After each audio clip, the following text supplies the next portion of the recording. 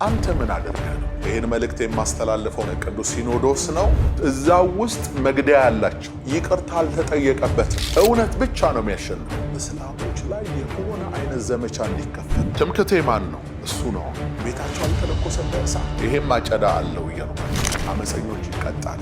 አትሽኩ። ይሄ ሐሳብ ነው ወንጀል ሆኖ ይሄንን ደግሞ እየቆረጥክ አዳርስ። ተረፉ። መቼም እግዚአብሔር መልካም ነው። ዛሬ ማለዳ ላይ ከእንቅልፌ ስነቃ እግዚአብሔር በአንድ ቃል ልቤን ሞልቶት ሰውነቴን ደግፎት ተነሳው። ያ ቃል በመጽሐፍ ቅዱስ ውስጥ የት ያለ ይመስላችኋል? መዝሙረኛው ዳዊት በመዝሙር 77 ቁጥር 65 ላይ የጻፈው ቃል ነው። ቃሉ እንደዚህ ይላል፣ እግዚአብሔርም ከእንቅልፍ እንደሚነቃ ተነሳ፣ የወይን ስካርም እንደተወው እንደ ኃያል ሰው ጠላቶቹን በኋላቸው መታ ይላል። ክብር ለእግዚአብሔር ይሁን። መቼም ክርስቲያኖች ይህ ነገር ይገባችኋል። ስታዝኑ፣ በሆነ ነገር ልባችሁ ሲወርድ፣ ወጀብ ማዕበል ሲነሳ ወይንም ሌላ ነገር እግዚአብሔር እናንተ ለማሻገር ወደ እናንተ የሚልከው ቃሉን ነው። ቃል መጣ ማለት ነገር ተዘጋ ማለት ነው እና ደስ ብሎኝ ይህንን ቃል ይዤ ወደዚህ ለቀረጻ መጣሁ እላችኋለሁ። ሰላም ሳልላችሁ በመላው ዓለም በምድር ዙሪያ የምትኖሩ የተወደዳችሁ ወገኖቼ ከእግዚአብሔር ከአባታችን ከጌታም ከኢየሱስ ክርስቶስ ጸጋና ሰላም ይብዛላችሁ። ወንድማችሁ በጋሻው ነኝ። ዛሬ ወደ እናንተ ብቅ ያልኩት በወቅታዊ ጉዳዮች ዙሪያ የኔን ሐሳብና የኔን እውነት በጥቂቱ ከባህር በጭልፋ ያህል ወደ እናንተ ለማቅረብ ነው። ጊዜያችሁን መውሰድ አልፈልግም፣ ግን ጥቂት ነገሮችን እነግራችኋለሁ። ሰሞኑን ከኔ አገልግሎት ጋር በተያያዘ ከኔ ስም ጋር በተያያዘ ሶሻል ሚዲያው አየሩ ምድሩ ሁሉ እንዴት ተሞልቶ እንደነበረ ሁላችሁ የምታውቁት እውነት ነው። ይህንን ጉዳይ አስመልክቶ ደግሞ የራሴን ሐሳብ የራሴን እውነት መናገር እንዳለብኝ ስለተሰማኝ ነው ዛሬ ወደ እናንተ ብቅ ያልኩት። አባቶቻችን ሲተርቱ ውሃ ሲጠራ ተሻገር፣ ዳኛ ፊት ቆመ ተናገር ይላሉ። ግሩም የሆነ አባባል ነው። እኔም ገዝቼዋለሁ።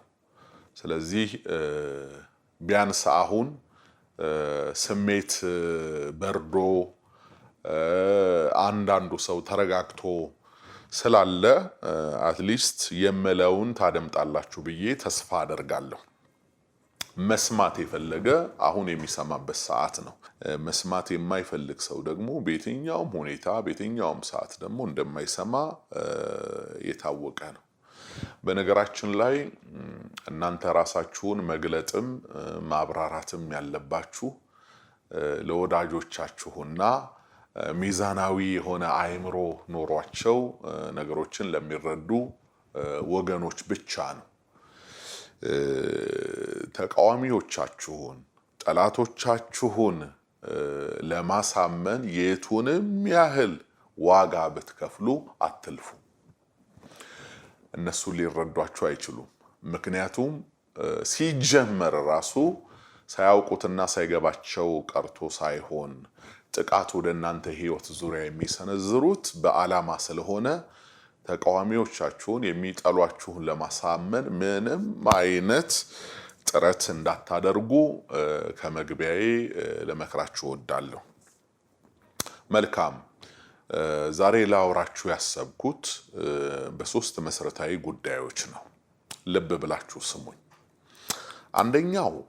አንደኛው ብዙዎቻችሁ ስለዚህ አሁን ቀጥዬ ስለማወራው ነገር ያን ያህል ሙሉ መረጃው ይኖራችኋል ብዬ አላምንም። በተወሰነ ደረጃ ደግሞ ልታውቁ የምትችሉም ሰዎች እንዳላችሁ ግን መገመቴን ሳረሳ ማለት ነው። አንደኛው የማወራችሁ ሞዓ ተዋህዶ ስለሚባለው አንጃ ወይንም ፖለቲካዊ ቡድን ነው። ሁለተኛው የማወራላችሁ ጉዳይ ደግሞ እኔን አስመልክቶ ሰሞኑን አየሩን ስለሞላው ድራማ ነው። ሶስተኛው ደግሞ ዛሬ ይዤ የቀረብኩት ሐሳብ በምድራችን ላይ ስለተፈጸሙ ሃይማኖታዊ ግፎች ወይንም ጥቃቶችን አስመልክቶ የምጠይቃቸው ቤተ እምነቶች አሉ። ጥያቄ ያለኝ እንደ ትውልድ እና እነዚህን ሶስት ሐሳቦች ነው ዛሬ ከእናንተ ጋር ቆይታ የማደርግባቸው። አንደኛው የማወራችሁ ሞዓ ተዋህዶ ስለሚባለው አንጃ ወይንም ፖለቲካዊ ቡድን ነው። ይህ ቡድን በኢትዮጵያ ኦርቶዶክስ ተዋህዶ ቤተክርስቲያን ማህበረ ቅዱሳን ውስጥ ቀደም ሲል የነበረና በኋላ ግን አፈንግጦ በመውጣት የራሱን ፖለቲካዊ እንቅስቃሴ በኃይል በአፈሙዝ መልሰዋለው ብሎ በገሃድ ተደብቆ አይደለም ተገልጦ ፖለቲካዊ እንቅስቃሴ የሚያደርግ መርዛማ ቡድን ነው። ሞዓ ተዋህዶ። ሞዓ ተዋህዶ ከሀገር ውስጥ እስከ ውጭ ሀገር ኔትወርክድ ነው። መደበቂያው የኢትዮጵያ ኦርቶዶክስ ተዋህዶ ቤተክርስቲያን ናት። ዓላማው ቢቻል ያከተመውን ያበቃውን ጥንታዊውን የዘውድ አገዛዝ ወደ ምድራችን ለመመለስ ነው። ይህ አክራሪና ተገንጣይ የፖለቲካ ቡድን ወይንም አንጃ ለሪቬንጅ ያቀባበላቸው ታርጌት ግሩፖች አሉት። እነዚህ የቤተክርስቲያን አጥቂ አካላት አንደኛ ሙስሊሞች ናቸው። በተደጋጋሚ ክርስቲያኖችን የሚያርደው አብያተ ክርስቲያናትን የሚያቃጥለው ይሄ አካል። ሁለተኛው አዲስ በቀል የሆነው ጽንፈኛ ፕሮቴስታንት። ሶስተኛው የዋቄ ፈና እምነት አራማጆች ናቸው። የዚህ ቡድንን መርዛማ አካሄድ ለማታውቁ አንዳንዴ ዋሃን ጥቂት መልኩን እንድታውቁት አንድ 4 ነጥቦችን እነግራችኋለሁ በደፈናው ማለት ነው። አንደኛው ቡድኑ ከሀገር ውስጥ አንስቶ እስከ ውጭ ሀገር ሰንሰለት ፈጥሯል። ሞዓ ተዋህዶ በመላው ኢትዮጵያ የተዘረጋ ነው። ከኦጋዴን ከጎዴ ጀምሮ ማለት ነው። ሁለተኛው ቡድኑ የተደበቀው ወይንም ያለው የሃይማኖት ካባ ውስጥ ነው።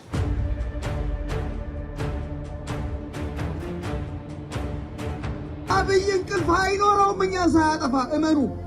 አብይ አህመድ የኢትዮጵያ ቤተ ክርስቲያን አይናችን እያየ እስካላፈረሰ ድረስ አያቆምም። ነገር ግን ማን አይኑን ይግለጥ? ማን አይኑን ይግለጥ? ብፁዓን አባቶች አይናችሁን ግለጡ። እነ አቡነ አብርሃም አይናችሁን ግለጡ። አታድክሙን። ከአብይ ጋር ድርድር አትበሉ። ይሄ ነው የሚያደክመው። አባቶች ሰይፍን አንፍራው። በደም ብዛት በስኳር በምንም ይሞታል። የኛ መልፈስፈስ ነው ለአብይ አህመድ ጉልበት የሆነው። ሶስተኛው ቡድኑ ብዙ ጊዜ አሰምቶ ከጮኸ ድምፁን ካሰማ በሌሎች ብሔር ብሔረሰቦች ጉዳይ ሳይሆን በአንድ ብሔር ጉዳይ ነው ድምፁን የሚያሰማው ማለት ነው። እሱንም ያንን ብሔር ወዶት ደግፎት ሳይሆን ማጆሪቲ ነው ብሎ ስለሚያምን ከዚህ ብሔር በስተጀርባ ደግሞ እኔ የምፈልጋቸው ነገሮች አሉ ብሎ ስለሚያምን ከዚህ ብሔር ጋር በተገናኘ ነው የሚንቀሳቀሰው ማለት ነው። አንዳንድ ነገሮችን እስኪ ላስታውሳችሁ ወደ ኋላ እዚህ ነጥብ ላይ ይህንን ነጥብ ሳንለቅ አንዳንድ ነገሮችን ላስታውሳችሁ። ከዚህ በፊት የዛሬ 2 ዓመት ገደማ በኢትዮጵያ ኦርቶዶክስ ተዋሕዶ ቤተክርስቲያን ውስጥ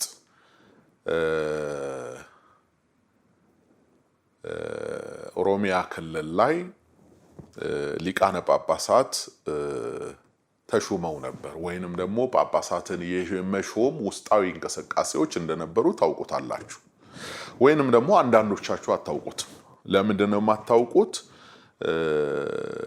ዝም ብሎ የሚነዳም ሰው ስላለ ማለት ዝም ብሎ የሚነዳ ለምሳሌ አሁን ሀገር ምድሩ ሁሉ የቤተ ክርስቲያኑ ጉልላት እስከታች እስከ ገረገራው ድረስ ጥቁር የለበሰበትን ጊዜ ታስታውሰዋለህ ቢባል አንዳንድ ሰው እሱንማ አስታውሰዋለሁ ይላል። ታዲያ ምክንያቱ ምን ነበረ? ከተማውን ሁሉ ጥቁር ያለበሰው እየተነሳ ከታች እስከ ላይ አርቲስቶች ሁሉ ሳይቀሩ በገባቸውም ባልገባቸውም መንገድ አሁን በዚህ ግርግር ላይ ብዙ አላየኋቸውም፣ ግን ያኔ ሁሉ ሰው እየተነሳ አንድ ሲኖዶስ አንድ ቤተክርስቲያን በሚልበት ወቅት ማለት ነው። ጥንስሱ የት ነው የተጠነሰሰው? ያ ግርግር ይሄንን መልክ እንዲይዝ አድርጎ ከኋላ ኬሚስትሪውን ያቀነባበረው ማን ነው? ይሄን ጠይቃችሁ ታውቃላችሁ ወይ? እሺ ሲኖዶሱ አይከፈል ነው፣ ይሄ አቋም ነው፣ መብታችሁ ነው። ነገር ግን እኮ ለሲኖዶሱ መከፈል ምክንያት የሆኑት ወይንም ደግሞ ሊቃነ ጳጳሳትን እንሾማለን ያሉት እነዚህ የኦሮሚያ ካህናት ብቻ እኮ አልነበሩም። ታዲያ ቆይቶ ትግራይ ላይ በግልጽ ይሄ ነገር ሲፈጠር ለምንድን ነው ጥቁር ያለበሳችሁት? ለምንድን ነው አዋራው ያልተነሳው? አያችሁ፣ እውነት የሚባል ነገር ፍትህ የሚባል ነገር የለም የምላችሁ ለዚህ ነው። በተለይ በጽንፈኛ ሃይማኖተኞች ዙሪያ ፍትህ የሚባል እውነት የሚባል ነገር የለም። አራተኛው ሞዓ ተዋሕዶ ነፍጥ ታጥቀው በረሃ የገቡትን ታጋዮች በግልጽ በገንዘብ ይደግፋል። ፋኖች ራሳቸው ሞዓ ተዋሕዶ ናቸው። ብዙዎች ግብረ ኃይሉ መስራቾቹ እኔ አንዱ ነኝ። አሁን ግን ጦር ሜዳ ያሉት ደግሞ እየተዋጉ ነው።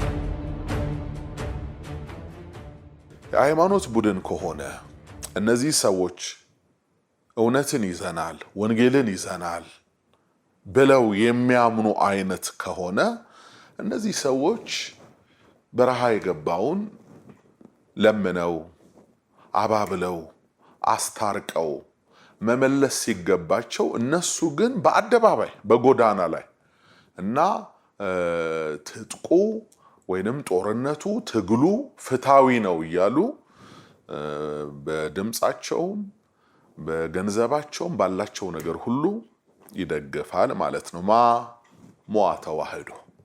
ስለዚህ ይቆየኝ ተመልሼ የምለው ነገር ይኖረኛል። በአጭሩ ግን ሞዓ ተዋሕዶ የሚባለው ማን ነው ብላችሁ የምትጠይቁ ሰዎች ካላችሁ በደፈናው ይሄንን ይመስላል። ከዚህ በኋላ ደግሞ ብዙ መረጃዎችን ልታገኙ ትችላላችሁ። አንተ ምን አርገህ ነው ባለማህተሞች የታረዱት? አንተ ምን አርገህ ነው ቄሱ የታረደው? አንተ ምን አርገህ ነው ቤተ መቅደሱ የተለኮሰው በሳት? አንተ ምን አርገህ ነው?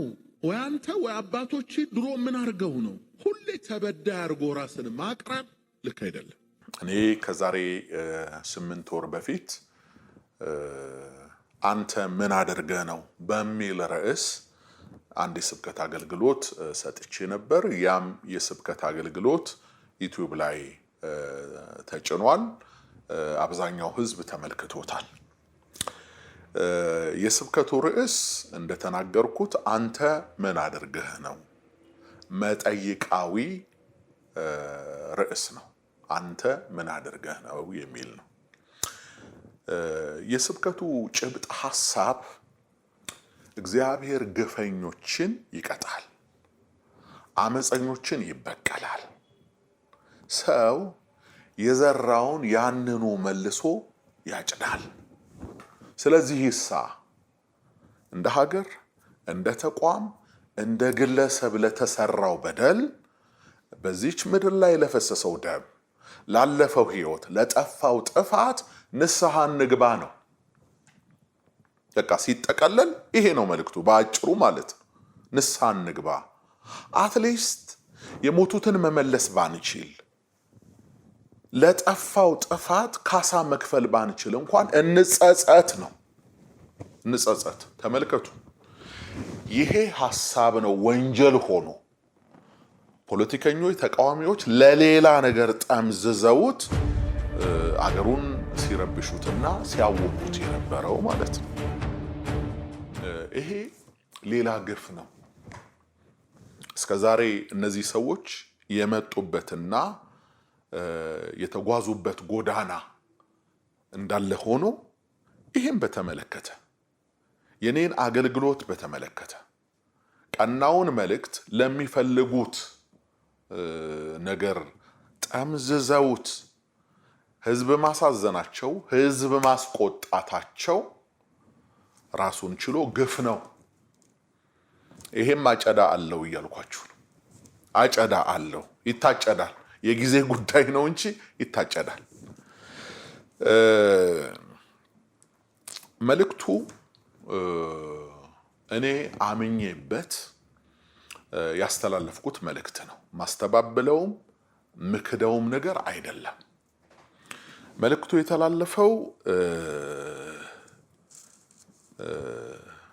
ወንጌል ለሚሰሙ በየጊዜው በስጋ ለተላለፉት ነገር እግዚአብሔርን ፊት ለሚፈልጉ በክርስቶስ ኢየሱስ ደም ለመታጠብ የሚናፍቁ የሚጸጸት ሕሊና የሚደነግጥ ልብ ላላቸው ክርስቲያኖች የተላለፈ መልእክት ነው። እግረ መንገዱን ግን ለአመፀኞችም አመፀኞች ባይመለሱ ሊጠብቃቸው የሚችለውን መለኮታዊ ቅጣትም አስታኮ ይናገራል ስብከቱ። በዚህ አጋጣሚ መልእክቱን ሙሉ ለሙሉ ያላያችሁ ሰዎች የት ነው የምናገኘው እንዲህ አይነት መልእክት ብላችሁ ለምትጠይቁ ሰዎች እግረ መንገዴን እስኪ ማስታወቂያ ለስራ በጋሻው ደሳለኝ የሚል ዩቲዩብ አለ። ቀጥታ ገብታችሁ በጋሻው ደሳለኝ ብላችሁ ጽፋችሁ ትምህርቶቹን ቁጭ ብላችሁ ሰው ትግስቱ ካላችሁ ማለት ነው። ቁጭ ብላችሁ 50 ደቂቃ 1 ሰዓት የመቀመጥ ትግስት ያለው ሰው እንጂ ለቲክቶክ ነዋሪ አይሆንም እሱ። እና እሱንም መልእክት እንድታዩት እግረ መንገዴን መቼም እግዚአብሔር ለበጎ እንደሚያደርገው አውቃለሁ። እንዲህ አይነት ወጀብና አውሎ ንፋስ የዚህን ቻናል የዩቲዩቡን እንትን ከፍ ልታረጉት ነው እንግዲህ ሳልፈልገው ማለት ነው። እግረ መንገዴን አመሰግናችኋለሁ። እግዚአብሔርን ለሚያምኑት እንደ ሐሳቡም ለተጠሩት ነገር ሁሉ ለበጎ እንዲደረግ እናውቃለን የሚለውን ቃል በደንብ ነው የማምነው እኔ። እሺ ወደ መልእክቱ ሳልፍ ምን አደርጋችሁ ነው የሚል ጥያቄ ተነስቷል ስብከቱ ላይ ማለት ነው። አሁን ጦርነቱን ወደ አስነሳ ዋናው ነጥብ እገባለሁ። እቺ ኮት ተደርጋ ህዝብ እንዲላቀስባት ወይ ህዝብ እንዲቆጣባት የተላለፈችው መልእክት በጋሻው አለ የተባለው መልእክት ስንተኛው ደቂቃ ላይ ነው ያለው? ልክ 54 እስከ 57 ደቂቃ ላይ ታገኙታላችሁ መልእክቱ ማለት ነው። እችን ነው አውጥተው ከትኩስ ሬሳ ጋር አስቀምጠው የህዝቡን ወቅታዊ ሁኔታና የስሜት መነሳሳትን ተገን አደረጉና ለኮሷት ማለት ነው። ድራማው ሰሞኑን አርሲ አካባቢ የተገደሉትን ሰዎች ወይንም ሞተዋል ተብሎ የተነገረላቸውን ሰዎች አስመልክቶ የኔን ስም ለማጠልሸትና በአገልግሎት መንገዴ ላይ እንቅፋት ለመፍጠር ርቆ የተሄደበት ጉዞን የሚያሳይ ቆንጆ የሰዎች ድርሰት ነው። በዚህ አጋጣሚ በአርሲ አካባቢ ይህ ጉዳት ለደረሰባችሁ ወይንም ደግሞ ህይወታቸውን ላጡት ሰዎች እኔ እንደ ሰው እንደ ዜጋ የተሰማኝን ልባዊ ሐዘን በዚህ አጋጣሚ ለመግለጽ እወዳለሁ። ለወደፊትም ቢሆን እንዲህ አይነቱን ኢሰብአዊ ትርጉም እቃወማለሁ። እኔ መልእክቱን በነገራችን ላይ የተመለከትኩት ከሁለት ቀን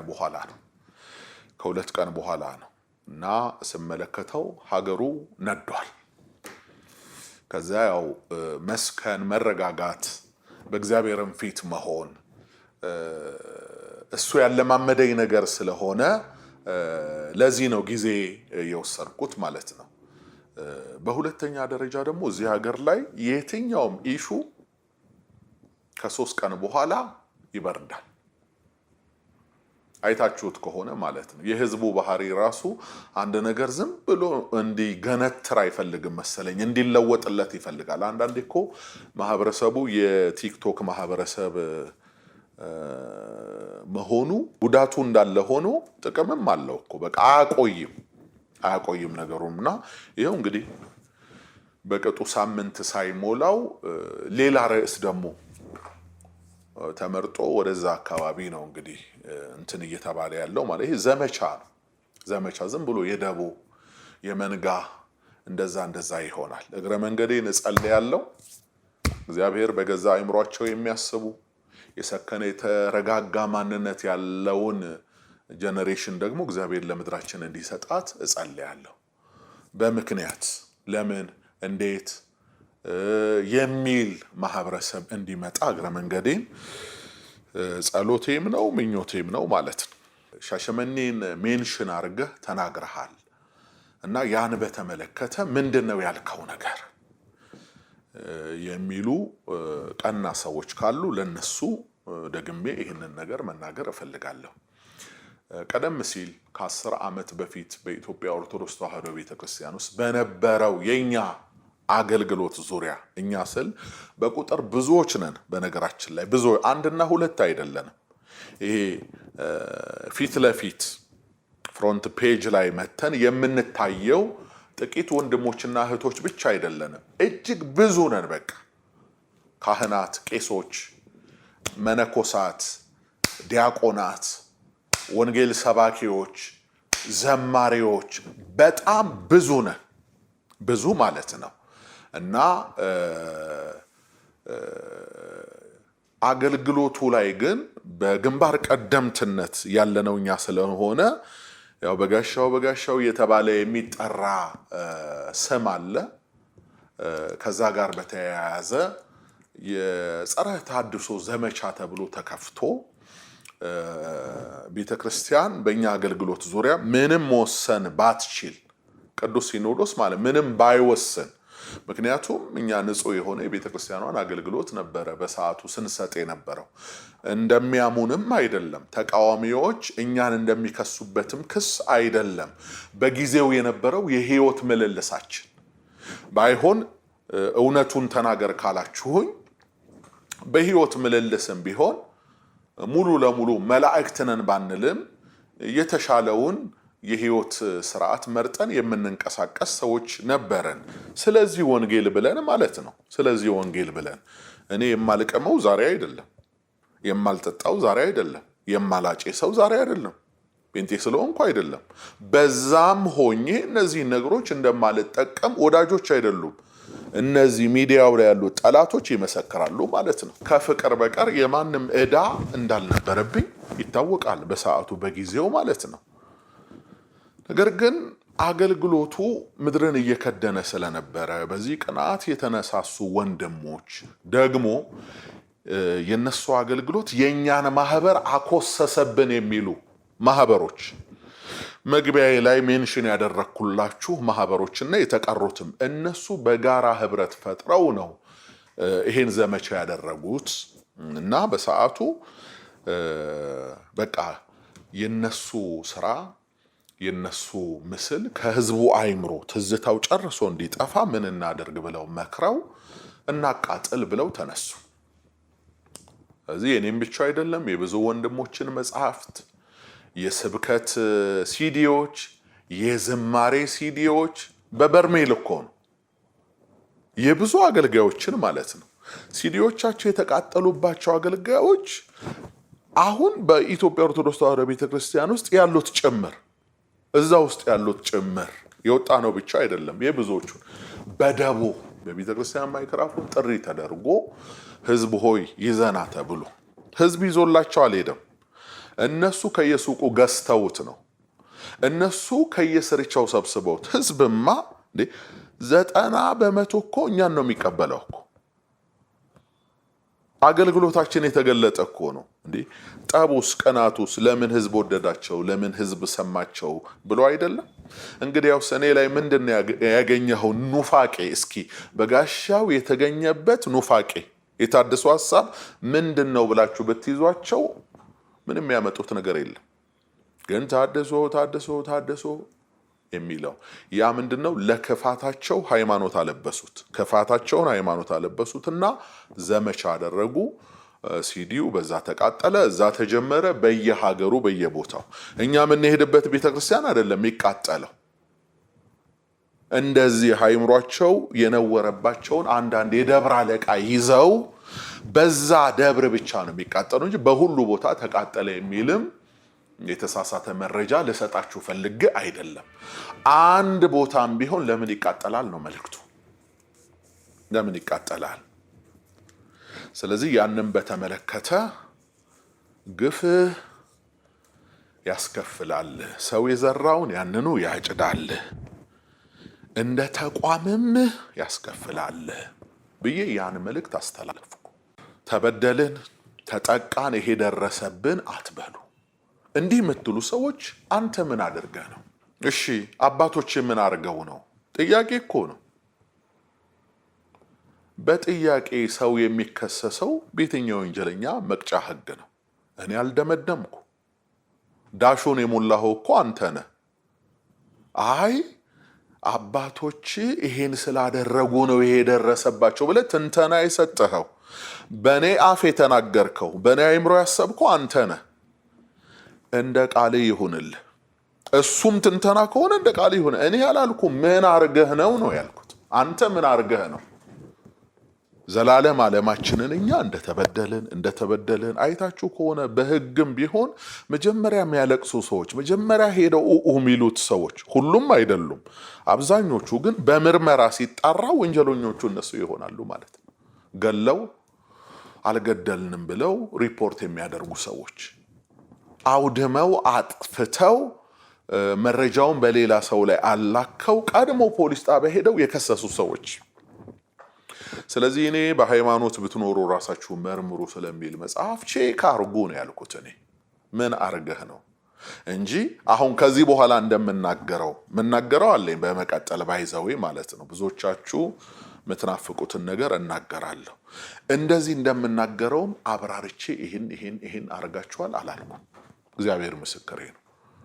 ግን እንዳልበደለ ሰው ዘውትር ራስን ማስመሰል ትክክል ስላልሆነ እስኪ ምንድን ያደረግነው ነገር ራሳችንን እንጠይቅ። እኔ ራሴንም እነሱንም የቀረ የለም። ስብከቱን ስታዩ ሙስሊሞችን እንኳን ሳይቀር አላህን ፍሩ፣ እስኪ ምንድን ያደረጋችሁት? ጴንጤዎችንም ትምህርቱ ላይ ነው የምታገኙት። እሱም ጴንጤዎቹንም እስኪ ምን ያደረጋችሁት ነገር እንዳለ ጌታ እያላችሁ ቼክ አርጉ ብዬ እኔ ለሀገር ለህዝብ ያስተላለፍኩት መልእክት ነበረ። ያ መልእክት ማለት ነው። እኔ ገረመኝ ምን መሰላችሁ? ይሄን መልስ ለማዘጋጀት ሳስብ ትንሽ ወደ ኋላ ሄጂ አንዳንድ ነገሮች ማየት አለብኝ። መቼም በደመ ነፍስ መጥቼ እንትን አልልም እና ያን ቼክ ሳደርግ የመጀመሪያው መልእክት ሰዎቹ በታረዱ ሌሊት ነው የተላለፈው። የኔን ድምጽና የኔን ምስል አርጎ የሰዎቹን ሬስ አርጎ የለቀ ማለት ሰው በብዙ ነገር ተወጥሯል። የህይወት ሰልፍ አለ፣ እያንዳንዱ ነገር አለ ማለት ነው። እንዴት ፈጥኖ ይሄ ነገር ተቀናበረ ማለት? ይህንን ነገር ያደረገው አካል እዛው አካባቢ ነው ወይ ያለው? ሟቾቹ አካባቢ ነው ወይ? እንዴትስ በዛ ፍጥነት ሄዶ ከ8 ወር በፊት የነበረን አገልግሎት ቼክ አድርጎ ራሱ ኤዲት ለማድረግ ራሱ ጊዜ እንደሚወስድ ታውቃላችሁ። አውጥቶት ከዛ አርጎት ይሆናል 8 ወር ወደ ኋላ ተመልሶ ወይስ ለክፉ ቀን ብሎ አውጥቶ አስቀምጧታል እሷን? ስለዚህ ይሄ ነገር ሲፈጠር ቶሎ አድርጓት ለቀቃት ማለት ነው። በአግባቡ ሰው ሁሉ የሰዎቹን መሞት ሳይሰማ ማለት ነው። ስለዚህ ይሄ በጊዜው የሚጣራ ነው። የምትቸኩሉ ሰዎች አትቸኩሉ። እኔ ለምትቸኩሉ ሰዎች የማስተላልፈው መልእክት ይሄ ነው። አትቸኩሉ። መጽሐፍ ቅዱስ ሲናገር የሚቸኩል ለመጉደል ይቸኩላል ነው የሚለው። እንዴ አይሻለም የሆነ ነገር ለቀ ቀጥሎ ደግሞ አንተ ያልከው ነገር ሳይሆን ቀርቶ ነገሩ ሌላ ሲሆን እሱን አጥፍተ ደግሞ ሌላ ቪዲዮ እሱንም አጥፍተ ምን ያሰቃያል? አትቸኩል። መጀመሪያ ይደርሳል እኮ ተረጋጋ። ይደርሳል። እና በችኮላ ነው የሰው ሕይወት ያልፋል፣ ሀገር ይወድማል፣ ንጹሃን ይገደላሉ።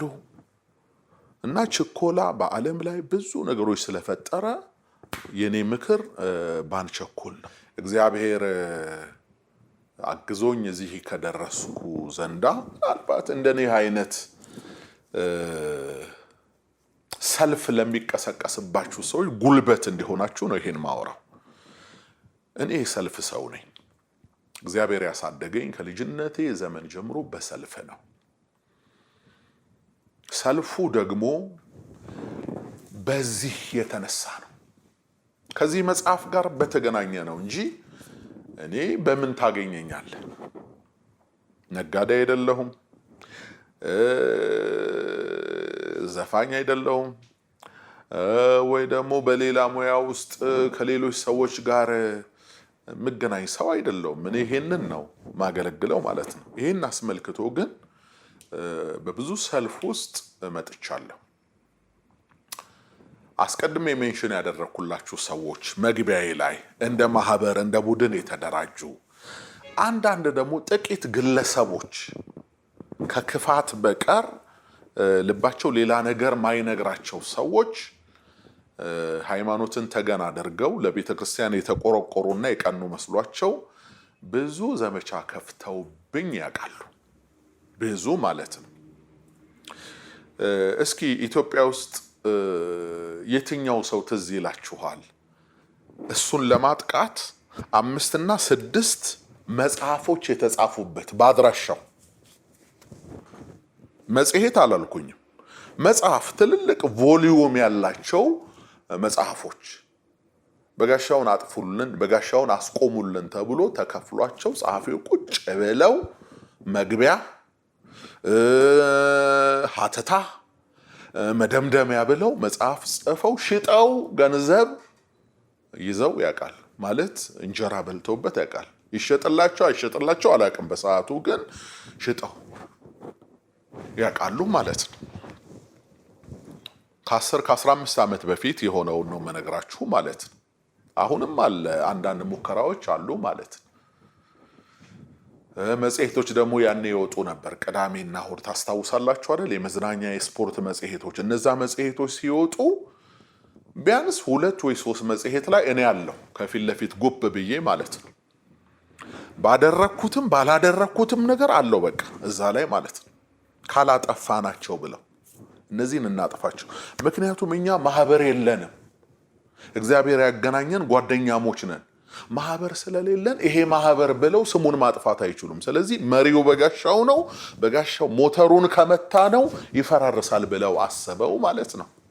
በጋሻው ማለት የሚገርማችሁ እኔ ከኦሳማ ቢንላደን ቀጥሎ ይመስለኛል ከኦሳማ ቢንላደን ቀጥሎ ጸረ በጋሻው የሚል ብሎግ ተከፍቶብኝ ነበር። የምታስታውሱ ጸረ የዛሬ 15 ዓመት ቲክቶክ ሳይጀመር ምናምን ሳይጀመር እኮ ጸረ በጋሻው የሚል ብሎግ ከፍተው ከጠዋት እስከ ማታ በጋሻው እንዲያርገው ብለው የሐሰት ክስ እዛ ላይ ያቀርባሉ ማለት ነው። እኔ ያለሁት ሞያሌ ነኝ። ጎንደር በጠበጠ እኔ ያለሁት አርባ ምንጭ ነኝ፣ ድሬዳዋን በጠበጣት ብለው እና ክስ ነበረ ማለት ነው። እና በዛ ሁሉ አለፍኩ እና እግዚአብሔር ከሳሾችን ደግሞ እየቀጣ እየጠረጋቸው ህሊናቸው ተበጥብጦ ሰላም አጥተው እረፍት አጥተው እኔ ማልድላቸዋለሁ። እግዚአብሔር መረጋጋት እንዲሰጣቸው፣ እግዚአብሔር እኔ ያገኘሁትን ጌታ እንዲያገኙ፣ ምህረት እንዲሆንላቸው በእውነት ይቅር ብያቸዋል። አሁን ያነሳሁት እንደ ቂም እንደምናምን ሳይሆን ምናልባት ይሄንን ነገር አንዳንዶቻችሁ የማታውቁት ካለ እንድታውቁት ብቻ። አንዳንድ ደግሞ በአገልግሎት መስመር ላይ ሆናችሁ ብዙ ሰልፍ ያለባችሁ ሰዎች እኔማ ምን ሆንኩ፣ ኮሜንት ነው የተደረገብኝ፣ አንድ ቲክቶከር ብቻ ነው የሰደበኝ ብላችሁ ራሳችሁን እንድታጽናኑ ትምህርት እንዲሆናችሁ ነው እንጂ ያን ያህል እኔ ጸጋ ማገኝበትና ክብር መጎናጸፍበት ነው። ሌላውን ሁሉ ትቼ የማስገደሉን ምክር ትቼ ማለት ነው። በመርዝ እኔን የማሳበድ እኔን የማጥፋቱን እንትን ትቼ መንገድ ሁሉ ትቼ ጌታ ጳውሎስ እንዳለ በኤፌሶን ከአንበሳ ጋር ታገልኩ እንዳለ እና ጠበቀኝ ተረፍኩ እንዳለ ይሄ በፊታችሁ አሁን የምታውቁት ሰው እናንተ እንደ ትዕቢተኛ የምትቆጥሩት እናንተ እንደ ሌላ ነገር የምትቆጥሩ ሰው የጌታ ምህረት የበዛለትና የጌታ ጸጋ ያኖረው ሰው ነው። ይሄ ፊት ለፊት የምታዩት ማለት እና ይሄ በቀላሉ ተጠርጎ የሚወርቅ ሰው አይደለም። ትምክህቴ ማን ነው? እሱ ነው። ዳዊት ምንድን ነው ያለው? ሰራዊትም ቢሰፍርብኝ አልፈራም ነው ያለው። ኖ ልቤ በእርሱ ይታመናልና አልፈራም። እንዳንፈራ ያደረገን የተከበብንበት የስጋና የደም ሐውልት ወይንም ያለን ሀብት ወይንም ደግሞ የምንተማመንበት ምድራዊ ነገር ሳይሆን ጌታ ነው። ልቤ በእሱ ይታመናልና አልፈራም። እና አንዳንድ ሰዎች አሁን በዚህ ሁኔታ እሱ በምን ሁኔታ ውስጥ ነው ያለው? ግን ወጥቶ ይንቀሳቀሳል እንዴ? አንተ አየሩ ላይ ግርግር ፈጠርክና ሰው ወጥቶ አይገባም ማለት ነው? አንተ የኔን ውሎ አዳር አታውቅምና ሰው እንደዛ እንዳነበብከው ኮሜንት ይመስላል። ሲጀምር እኔ እዛ ውስጥ የለውም፣ አላይም፣ ያንተንም ነገር አላይም። እኔ በሰላም ነው ያለሁት። ጊዜ ካለኝ እጸልያለሁ፣ አነባለሁ፣ አገለግላለሁ። ብዙ ስራ አለኝ። እኔ መች ስራ ፈቶኜ ነው ወዳጄ እንዴ?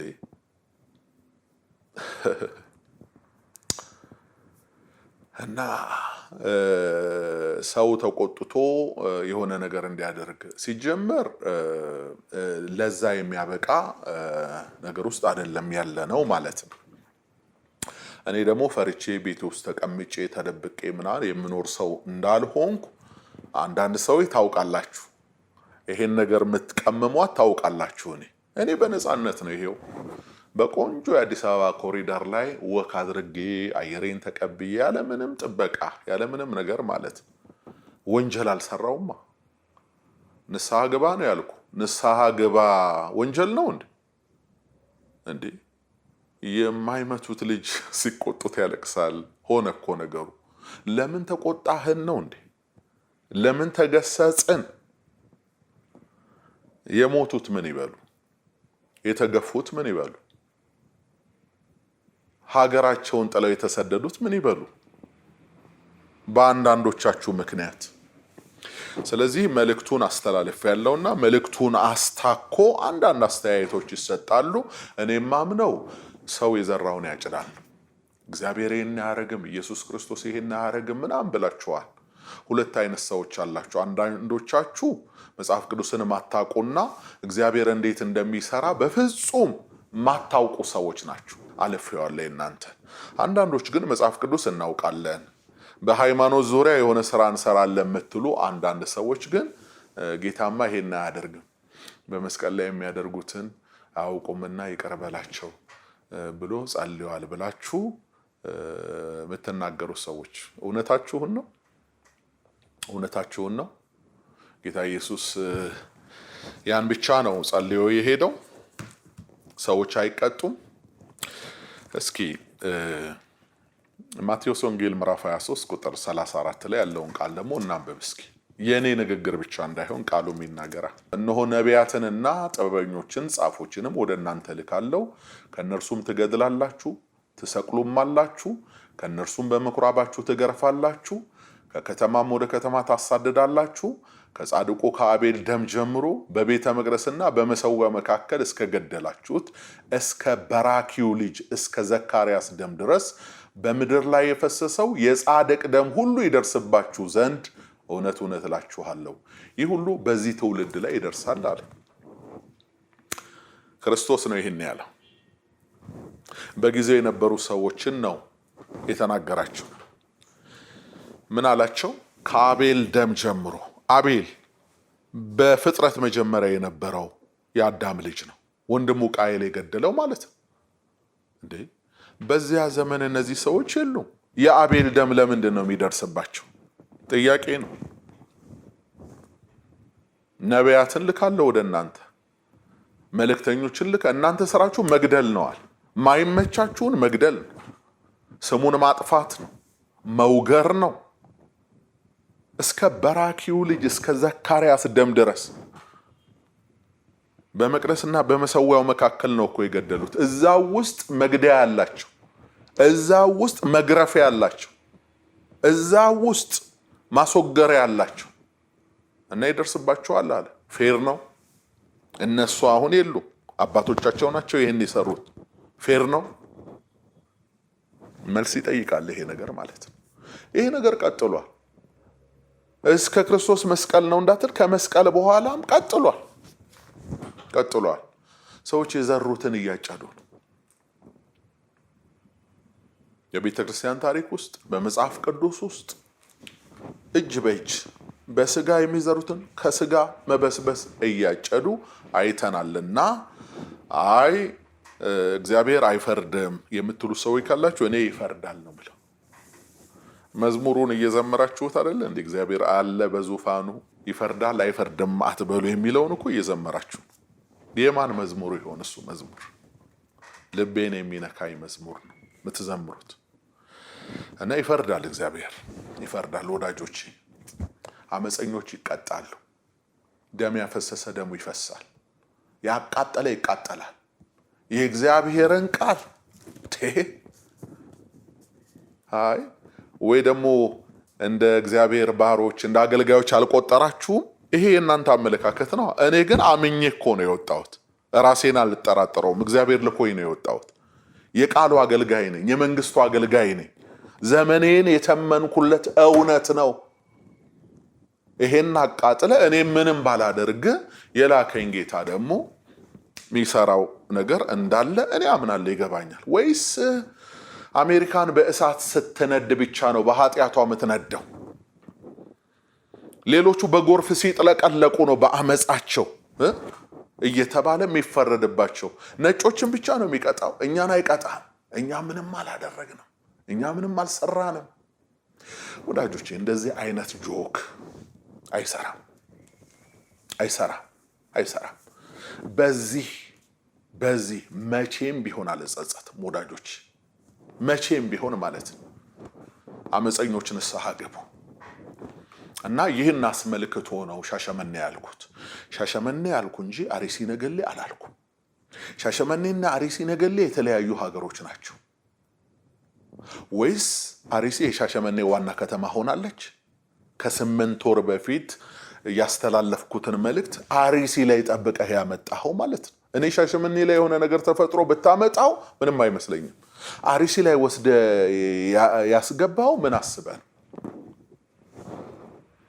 ለጊዜው አልተሳካም። ለምንድን ነው ያልተሳካ? እውነት የላችሁ። እውነት ያልያዙ ሰዎች ደግሞ ቢያለቅሱ፣ አስከሬን አስቀምጠው ጸጉራቸውን ቢነጩም ጥቁር ቢለብሱም አያሸንፉ። እውነት ነው የሚያሸንፈው። እውነት ብቻ ነው የሚያሸንፈው። እና ከከሰሳችሁ በእውነት ክሰሱ። ፍትህ ከጠየቃችሁ በእውነት ጠይቁ እንጂ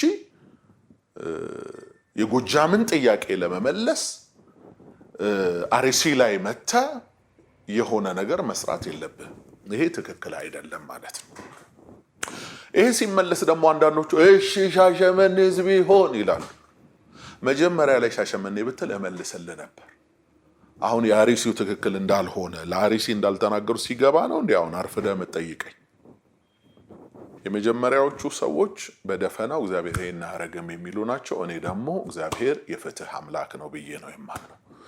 ሁለተኛው የነርሱ ሲዲ ተቃጠለና እግዚአብሔር ከተማ ያቃጥላል፣ እግዚአብሔር እንዲህ ያደርጋል ይላል። ቅድም መልሻለሁ። እግዚአብሔር ስለ እነርሱ ነገስታትን ይገስጻል ተብሎ ተጽፏል። ለዛውም ስለ እስራኤል ልጆች እኮ ነው የተወራው። ስለ እነሱ ነገስታትን ገሰጸ ይላል። ስለዛኛው ህዝብ ማለት ነው። ስለዚህኛው ህዝብስ ምንም አያደርግም እያልከኝ ነው? እንደሱ አትሞኙ፣ አትንኩ፣ የቀባኋቸውን አትዳስሱ፣ በነቢያቴም ላይ ክፉ አታድርጉ ተብሏል። በቃ እናንተ አታድርጉ፣ አህዛብ ያደርጉ። በእግዚአብሔር አገልጋዮች ላይ፣ በእግዚአብሔር ባሪያዎች፣ በመልእክተኞች ላይ ከዚህ እውነት ውጭ ያሉት ሰዎች ያደርጉ። እውነት አጥር ውስጥ ያሉት ሰዎች ግን ማድረግ የለባቸውም። ምክንያቱም ቅጣት አለው።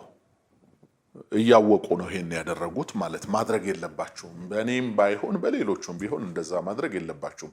የነሱ ሲዲ ተቃጠለን። አንዳንዶችማ ይሄ በቃ ተመቸን ብለው ይሄ ጊዜው ግርግር ለሌባ ይመቻል አይደለ? አንዳንዱ ስሙ የጠለሸበትም ይሄን ተናግሮ በጋሻው የመስዋዕት በጋ አድርጎ እኮ እሱ ሊገባ ነው፣ የሰው ልብ ውስጥ ሊገባ ማለት ነው። ወዳጄ ያንተ ከፍታ በሌላው ዝቅታ አይመጣም። ያንተ ክብር በሌላው ውርደት አይመጣም። ያንተ ተቀባይነት በሌሎች ተቀባይነት ማጣት አይመጣም። የራስ ክብር በራስ ብቻ ነው የሚመጣው። የራስ ከፍታ በራስ ከፍታ ብቻ ነው የሚመጣው እንጂ የሆነ ነገር ለማግኘት የሆነ ማገዶ አስገብታችሁ እናንተ ተፈናጥራችሁ ለመውጣት የምትፈልጉ ሰዎች ባይዘው ህዝቡም ነቅቶባችኋል፣ እግዚአብሔርም ያውቃችኋል። እና የኢየሱስ ሲዲ ተቃጠለ ተብሎ የኔ ብቻ አይደለም፣ በመሰረቱ የብዙዎች ብዙ ቄሶች፣ ብዙ መነኮሳት፣ በብዙ ሺህ የሚቆጠሩ ዲያቆናት ምናምን። አሁን እናንተ የምታውቁን ይሄ ፍሮንት ፔጅ ላይ ያለነውን ጥቂት ሰዎች ብቻ ይመስላችኋል። እኛ ስለምንታወቅ ነው ፊት ለፊት እንጂ ስንት ካህናት፣ ስንት መነኮሳት፣ ስንት ዲያቆናት፣ ስንት ዘማሪዎች በሺዎች የሚቆጠር በዚህ 10 ዓመት ለቀው የወጡት ማለት ነው። ሁሉ ታድሶች ናቸው። ሁሉ ጸረ ማርያሞች ነበሩ ያኔ ስከሷቸው፣ ስታሳድሯቸው። ይሄ ከወጣን በኋላ ያለውን መንገድ ተውት እንዴ። አሁን ታዲያ ምን ያኔ ድሮውን እንድልልህ ነው እንዴ የምትፈልገው? አሁን የገባኝንና ያመንኩበትን እኮ እውነት ነው ማወራ። በዛን ሰዓት ግን ምን አግኝተህባቸው ነው ከሀገር ያሳደርካቸው ነው፣ የወገርካቸው ነው፣ ያቃጠልከባቸው ማለት እና እሱ አልበቃ ብሎ ደግሞ አሁን የነሱ የ6 ብር የ7 ብር ሲዲ ተቃጠለና እግዚአብሔር ከተማ ያቃጠለ። እውነትህን ነው። ቆየ እንዴ እናንተ ከ3 ወርና ከ2 ወር በፊት አይደል እንዴ ስዕል ተቀደደ ብለ አዋራ ስታስነሳ የነበረው? በመሰረቱ የስዕሉን መቃጠል ወይንም መቀደድ እቃወማለሁ። ባልቃወምም አልደግፈው።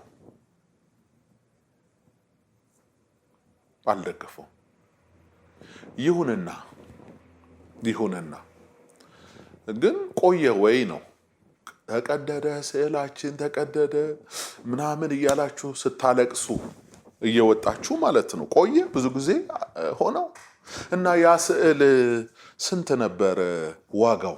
የገበያ ዋጋው ያስለቀሰ የስዕሉ ዋጋ ነው ወይስ የስዕሉ ቫልዩ ነው? አየህ አንዳንድ ሰዎች አሉ አይምሯቸውን ለተወሰነ ነገር ብቻ ይጠቀሙትና አውልቀው የሚያስቀምጡ ይመስላል። እናንተ ጋር ሲሆን የስዕሉ ዋጋ አይታሰብም። የ3 ብር ስዕል ተቀደደ አልተቀደደ ብለው ሰዎች ሲከራከሩ ያኔ እኮ መልስ መልሳል ስዕሉ ዋጋው አይደለም ብለህ ደረትህን መታ አይታል። አሁን የሰው ሲሆን ደግሞ የ7 ብር አልከው ማለት ነው። ቋሚ የሆነ የማሰብ ስርዓት ውስጥ እንድትገቡ እጸልይላችኋለሁ። አንዳንዶቹ ሰኞ አስበ ማክሰኞ እንዳደነዘዝ ቀጣይ የሆነ የማሰብ ይህ ነገር በሙስሊሙም ሲደርስ እንዲያምህ፣ ይህ ነገር በወንጌል አማኞችም ሲደርስ እንዲያምህ፣ አንተን እንዳመመ ሌላውንም ያመዋል እንጂ የራስን ጩኸት ከፍ አድርጎ መጮህ እየመረጡ ለራስ ሲሆን ደረት መምታት ለሌላው ሲሆን ምን አባቱ ማለት ይሄ ዝም ብሎ ከስንፍና ልቦች የመነጩ ሐሳቦች ናቸው። ያን ያህል ብዙ ትኩረት አልሰጣቸውም። ግን እኮ የሚገርም ሲዲዎቹ ላይ መጽሐፎቹም ላይ እኮ ስዕሎች ነበሩ። በዛን ጊዜ በቅዱሳት ስዕላት ስለምናምን በወቅቱ ሲዲ መቼም ያለ ስዕል አይወጣም። ታውቃላችሁ አይደል? በጊዜው አለ የቅዱሳን ስዕላት አሉ፣ የእምዬ ማርያም ስዕል አለ፣ ኢየሱስ ክርስቶስ አለ። አንዳንዶቹ ስዕሎች ደግሞ ከፋብሪካ ፕሪንት የሚደረግባቸው ሲዲ ላይ ስለሆነ አትልጣቸውም ራሱ እና ያን ያቃጠላችሁት ያን ስዕል ነው። ኦልሬዲ እኮ አቃጥላችሁታል እናንተ ያኔ አቃጥላችሁታል። ስዕል ሁሉ አቃጥላችኋል ከቤታችሁ። ስለዚህ ዛሬ ስዕሉ ተቃጠለ ተቀደደ የምትለው ምንድን ነው? በቫር እያየኸው ነው ያለፈውን አድርጋችሁታል እናንተ ማለት ነው። ይሄን ማመን ነው።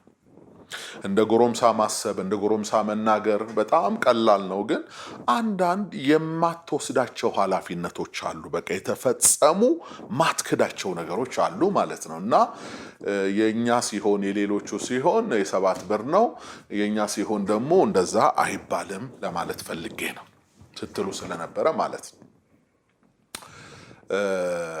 ሌላው በዚህ አገልግሎት ዙሪያ ሲናፈስ የነበረው ሲስተጋባ የነበረው ነገር እርምጃ ውሰዱ ነው። እርምጃ ውሰዱ እና የመጀመሪያዎቹም ሰዎች ይህንን ነገር ሲያቀናብሩት በዓላማ ነው። ካልሆነ ከአርሲ ሰዎች ጋር በጋሻው ምን አለው? እስኪ የኔ ጥቅም ምንድን ነው? እነዚህ ሰዎች ቢሞቱ እነዚህ ሰዎች ቢጎን ምንድን ነው የምጠቀመው? እስኪ የምታገናዝቡ ሰዎች ዳኙን። ምን እጠቀማለሁ እኔ?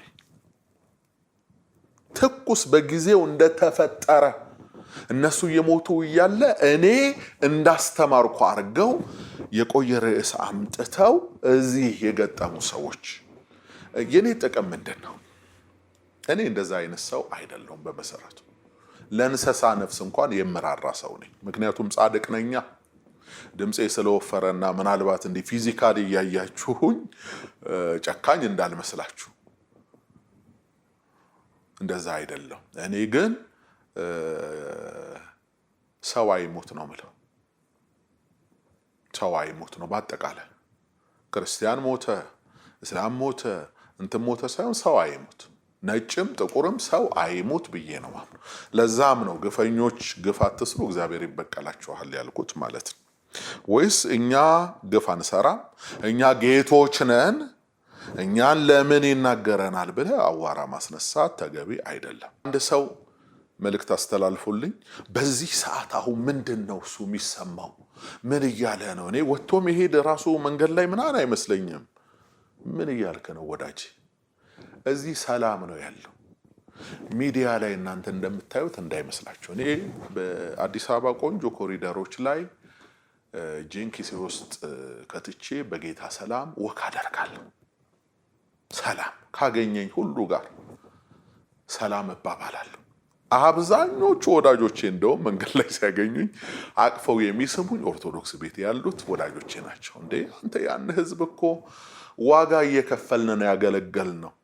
በአንተ የደቂቃ የቲክቶክ ወሬ እኮ ከልቡ አውጥቶ የሚጥለን እንዳይመስል የሚሰድበን እንትንም የማያቀን የኛን የወንጌል በረከት ያልቀመሰ ቁጭ ብሎ ያልተማረ እኛ ያላገለገል ነው። ይሄ ዝም ብሎ ወመኔው ነው እንጂ ያማ ጨዋ ነው። ቀናም ብሎ አያየን። የሚያሰቃየው እንደውም ናፍቆቱ እና ይሄን ህዝብ በምን ሰበብ ነው ባንተ ምክንያት የምንፈርጀው? ጨዋ ህዝብ እኮ ነው። የተባረከ ህዝብ እኮ ነው የኦርቶዶክስ ህዝብ ማለት ነው። እና ከሱ ጋር ለማቀላቀል እንደዛ አትሞክር። አይሳካም። በመሰረቱ አይሳካም። ከዚህ በፊት አልተሳካም፣ አሁንም አልተሳካም፣ ለሚቀጥለውም አይሳካላችሁም ማለት ነው። እና ነጠለ መልእክቱ ነጠለ ስማው። ተቋሙን ነው የምናገረው፣ ማህበራትን ነው የምናገረው፣ ግለሰቦችን ነው የምናገረው፣ ህዝቡን ነው የምናገረው። ነጠለ መስማት ያንተ ድርሻ ነው። እኔ ተናግሬያለሁ። ይህን ካስተላለፍኩ ዘንዳ እዚህ ላይ ሻሸመኔን አስመልክቶ የተናገረው ነገር ጊዜው ቢቆይም እንኳን ትክክል አይደለም የምትለው በጊዜው ስላልጠየከኝ ለረፈደ ነገር አሁን መልስ አልሰጥም። ከዛ በተረፈ እሱን መልእክት አስተላልፎ ምንም ማስተካከለው ነገር የለውም። እንደውም ደግሜ የምናገረው ንስሐ ግቡ ነው የምላችሁ። ተመለሱ ከአመፃ እያልኳችሁ ነው። እንዴ ሻሸመኔ ላይ የተቃጠለው ኦርቶዶክስ ብቻ ነው እንዴ? ነው እንደዛ ብቻ ነው የምታስቡት? በሁሉ ላይ አይደለ እንደ ያ ነገር የደረሰው? ሁሉ አይደለ እንደ ከሰረው? ሁሉ አይደለ ሀገሩን ለቆ ሄደው? ደግሞ ሻሸመኔ ስትጎዳ እስኪ ያገስኳችሁ የሻሸመኔ ሰዎች በመከራው ምክንያት ጫና ደርሶባችሁ አዲስ አበባ ድረስ መታችሁ መቼለውን ያደረኩላችሁ ሰዎች ይሄን ቪዲዮ የምታዩ እዛው ምስክሮች ናችሁ። ይሄ እኮ ቪዲዮ ላይ ወጥቶ ዋይ የሚለው 5 ሳንቲም ምንም አላደረገም። እኔ ነገሩ ቢፈጸምም ልቤ እያዘነ ግን ተፈጽሟል። የሚያሳዝነው ነገር በበደሉት በአመፀኞቹ በሌሎቹ እንደ ከተማ የሆነ ነገር ሲደርስ ያሳዝናል።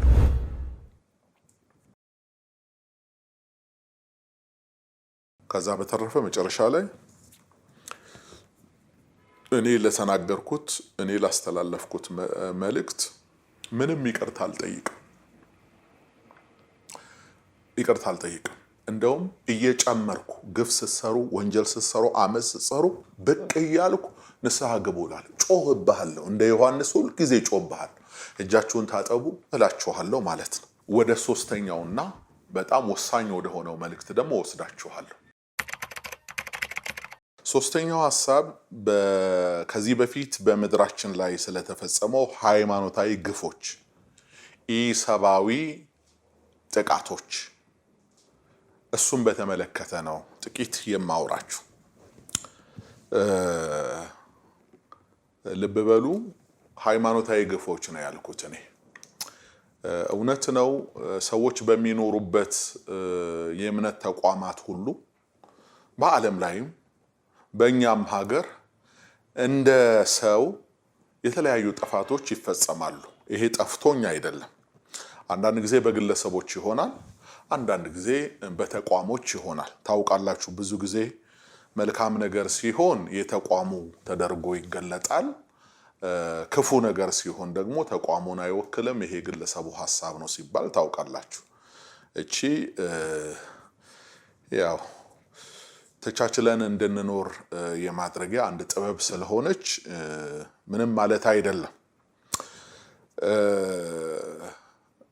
እኔ በየትኛውም ቤተ እምነት ውስጥ ያለው የህይወት ስርዓት ፍጹም ነው እያልኳችሁ አይደለም። እኔ የሚመለከተኝንና የማውቀውም ደግሞም ለትውልዱ ማስገንዘብ የምፈልገውን የቤተ እምነት ክፍተት ነው ማሳየት የምፈልገው። እሱም በምድራችን ላይ የኢትዮጵያ ኦርቶዶክስ ተዋሕዶ ቤተክርስቲያንን ክልል አስታኮ የተፈጸመ ግፍና በደል፣ እሱም በተመለከተ ነው ጥቂት የማወራው። እንግዲህ አላችሁኝ አይደለም አንተ ምን አድርገህ ነው አባቶችህ ምን አድርገው ነው የሚል ጥያቄ ነው የጠየቅኩት። እናንተ ደግሞ ዳሹን ሞልታችሁ አይ እንዲህ የሆነባችሁ አባቶቻችሁ እንዲህ ስላደረጉት ነው እንዲህ ተፈጸመባችሁ እናንተ እንዲህ ስላደረጋችሁ ነው ሊል ፈልጎ ነው ብላችሁ አይደለም እንዴ አንዳንዶቻችሁ ቪዲዮ የሰራችሁት? እኔ ለማለት የፈለኩትን ራሴ እላለሁ። የኔን አይምሮ ተጠቅመ የኔን ምላስ ተጠቅመ አውራልኝ አላልኩ። ከዛ በተረፈ ዳሹን ከሞላኸው እንደ ቃል ይሁንልህ ነው የምለው። እንዳልከው ይሁንልህ። እሱም ስተት አይደለም እንደዚህ ሊል ፈልጎ ነው የሚለውንም ሐሳብ በማንሳት ስተት ሊሆን አይችልም። ግን አንዳንድ ጊዜ ደግሞ ገልጦ መናገር ጥሩ ይሆናል። ለምን ለመታረም ለምን አትሊስት ኦኬ የሰው ደም እጄ ላይ አለ እኔ ጋም የሆነ ጥፋት አለ ብሎ ሰውን ባይፈራ ሰውን ባያፍር እግዚአብሔርን የሚፈራ ሰው ደግሞ አይጠፋ ልክ ነው ብሎ ከአምላኩ ጋር ሊያወራረድ ይችላል አንዳንድ ችግር። ነገር ግን አሁን ያለው ደግሞ ትውልድ ይሄ ዝም ብሎ በመንጋ የሚመራው በጭፍን ሃይማኖታዊ ፍቅር የሚንቀሳቀሰው እሱ ስለማያውቅ አንዳንድ ነገሮችን አንዳንድ ነገር ማሳወቅ ያስፈልጋል። ልንገራችሁ ታሪክ እንዲረሳ ማንም ሰው መፈለግ የለበትም። መጥፎም ታሪክ ታሪክ ነው፣ ጥሩም ታሪክ ታሪክ ነው። ሁለቱም መማሪያ ነው የሚሆኑት ማለት ነው። መጥፎም በመጥፎ የሚናገረው ነገር አለ፣ ጥሩም በጥሩ የሚናገረው ነገር አለ። ነገር ግን ደግሞ ለዛ ይመስለኛል የታሪክ ሰዎች መጥፎንም ጥሩንም ታሪክ ጽፈው ያስቀምጡታል። ለምን የሆነ ትውልድ ሲመጣ ባለፈው ታሪክ እንዲማርበትና እንዲያውቅ የህይወት ስርዓቱን እንዲቃኝ ነው የሚደረገው። ያን ታሪክ ካደፋፈን ነው ያን ታሪክ ካጠፋ ነው ታሪክ የማያውቅ ያለፍንበትን መንገድ የማይረዳ አዲስ ትውልድ ይመጣና ሌላ ኪዮስ ይፈጥራል ምድራችን ላይ ማለት ነው። ያ እንዳይሆን ነው ታሪክ የሚነገረው እንጂ ቂምም አይደለም፣ በቀልም አይደለም፣ ጥላቻም አይደለም። በእውነት ግን አንዳንድ ሰዎች ዝምታን እንዴት ቆጥረውታል መሰላችሁ? ዝም ያለ ሰው እውነት እንደሌለው፣ ዝም ያለ ሰው ሐቅ እንደሌለው ወይንም ዝምታ እንደ ፍርሃት። እንግዲህ ሰነፍ እንዲህ ነው የሚያስበው ማለት ነው። እንደሱ አይደለም። በአብዛኛው ዝም ያሉ ሰዎች ዝምታ የስብዕና ውሃ ልክ የባህሪ ከፍታ እንደሆነ የተረዱ ሰዎች በማሰብ በማገናዘብ ረገድ ትንሽ ላቅ ያሉ ሰዎች ወይንም ደግሞ ባወራ ሰው ምን ይለኛል ብለው ይሉንታ የሚባል የኢትዮጵያውያን ቆንጆ ባህል። በነገራችን ላይ ይሉንታ በዓለሙ ሲሆን በአግባቡ ሲሆን ቆንጆ ነው። ሰውን ማፈር እኮ ነው። ሰው ምን ይለኛል ማለት እኮ ነው። እና ይህንንም ነገር በማሰብ ክትት ያሉትን ሰዎች እየነካካችሁ የምታወጧቸው ሰዎች አላችሁ፣ የምትነካኳቸው ሰነፎች አላችሁ ማለት ነው። እና እናንተ መታረም አለባችሁ።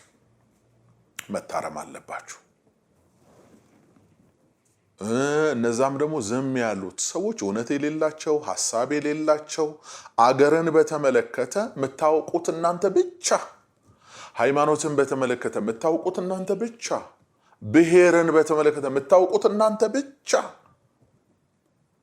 ብቻ እችን ሀገር የምትመሯት እናንተ ብቻ፣ ይህን ህዝብ እንደፈለጋችሁ የምትነዱት እናንተ ብቻ፣ የዚች ሀገር ወርቃማ ቁልፍ የጨበጣችሁት የሚመስላችሁ ሰዎች አላችሁ። እናንተ ወደ ጉድጓዶቻችሁ ወደ ዋሻዎቻችሁ መግባት አለባችሁ ሰነፎች። ዝም ያላችሁ ሰዎች ደግሞ ለሀገር የሚጠቅም ጥበብ ያላችሁ ዕውቀት ያላችሁ ሐሳብ ያላችሁ ሰዎች ድምጻችሁን የምታሰሙበት ሰዓት አሁን ነው። ይሄማ ትክክል አይደለም፣ ይሄማ ልክ አይደለም የምትሉበት ሰዓት አሁን ነው እንጂ አንድ ወገን ብቻ እየጮኸ አንድ ወገን ብቻ የሆነ ነጥብ እያስመዘገበ እንደዚህማ አይቀጥልም። ስለዚህ በኢትዮጵያ ኦርቶዶክስ ተዋሕዶ ቤተክርስቲያን አካባቢ የተፈጠረ በደል አለ፣ ግፍ አለ፣ አመጽ አለ። ግፉ የተፈጸመው በኢትዮጵያውያን ላይ ነው። ግፉን የፈጸሙት ኢትዮጵያውያን ናቸው። ይሄም ሩቅ ሳንሄድ በ1980ዎቹ ከዛን ጊዜ ጀምሮ እስካሁን መጠኑ ጨምሮ ቀንሶ ሊሆን ይችላል እንጂ አላቆመም። ግፉ የሚጀምረው ከዛ በፊት ነው። እኔ ግን የማውቀው ዛሬ 25 ዓመት ገደማ ምንም እንኳን ልጆች ብንሆንም አንዳንዱን በአይኖቻችን አይተናል። አንዳንዶቹን ከእማኞች አጠገባችን ዛሬም ድረስ ካሉት ሰምተን ተረድተናል። አንዳንዱን አንብበናል እና ይህን ግፍ ለሕዝብም ቤተክርስቲያኗን ለሚመሩት አበው ሊቃነ ጳጳሳትም መናገር እፈልጋለሁ።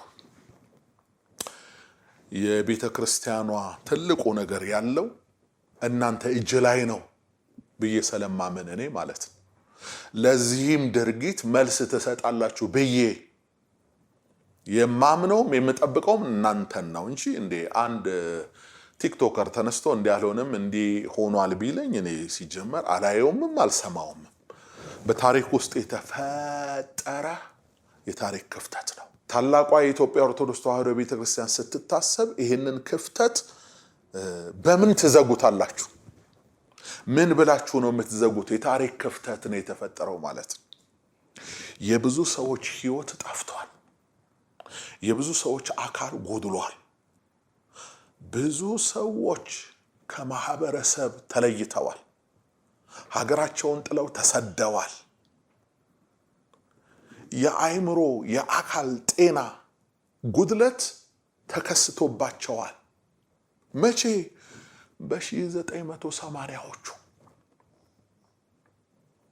ከዛ በፊት የተፈጠረ አለ። ያንኔ አልደረስኩበትም ሲባል ግን ሰምቻለሁ። ሃይማኖተ አበው የሚባል ነበረ። ቤተ ክህነት አካባቢ ሊቃነ ጳጳሳት ሁሉ አባል የሆኑበት የቤተ ክርስቲያን ጉባኤ ነው ሃይማኖተ አበው። ያን ማህበር ቀጥቅጠው ደብድበው ያልሆነ ስም ሰጥተው ንብረቱን ዘርፈው ያን ማህበር የበተኑታሉ፣ በትነውታል። አብዛኞቹ የቤተ ክርስቲያን ሊቃውንት ነበሩ በዛ ውስጥ የነበሩት። በቃ ሙሉ ቤተ ክህነት ልትሉት ትችላላችሁ። ሌላው ተሳታፊ ነው የሚሆነው። ግን እነሱን ካስወገደ በኋላ ይሄ አካል ቅድም መግቢያዬ ላይ ሞዓ ተዋሕዶ ብሎ በኋላ ራሱን በኃይል የገለጸው በክላሽ እዋጋለሁ ብሎ ራሱን የገለጸው አካል ነገር ግን በ1980ዎቹ መጀመሪያ ላይ ደርግ ወድቆ ኢህአዴግ ሀገሪቱን ሲቆጣጠር እነዚህ ሚሊሻዎች ነበሩ፣ ብላቴ ነበሩ። የማህበረ ቅዱሳን የመጀመሪያዎቹ መስራቾች ማለት ነው። ሚሊሻዎች ነበሩ። ስለዚህ ደርግ ወጥቷል።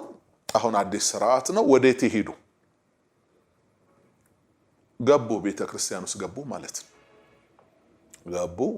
ያን ጊዜ ሀገር ወጣት አታለች በብሔራዊ ውትድርና። ቤተክርስቲያንም ደግሞ እነዚህን እጇን ዘርግታ ተቀበለቻቸው ማለት ነው። ገቡ፣ ሰንዴይ ስኩል ውስጥ ምናምን ገቡ ማለት።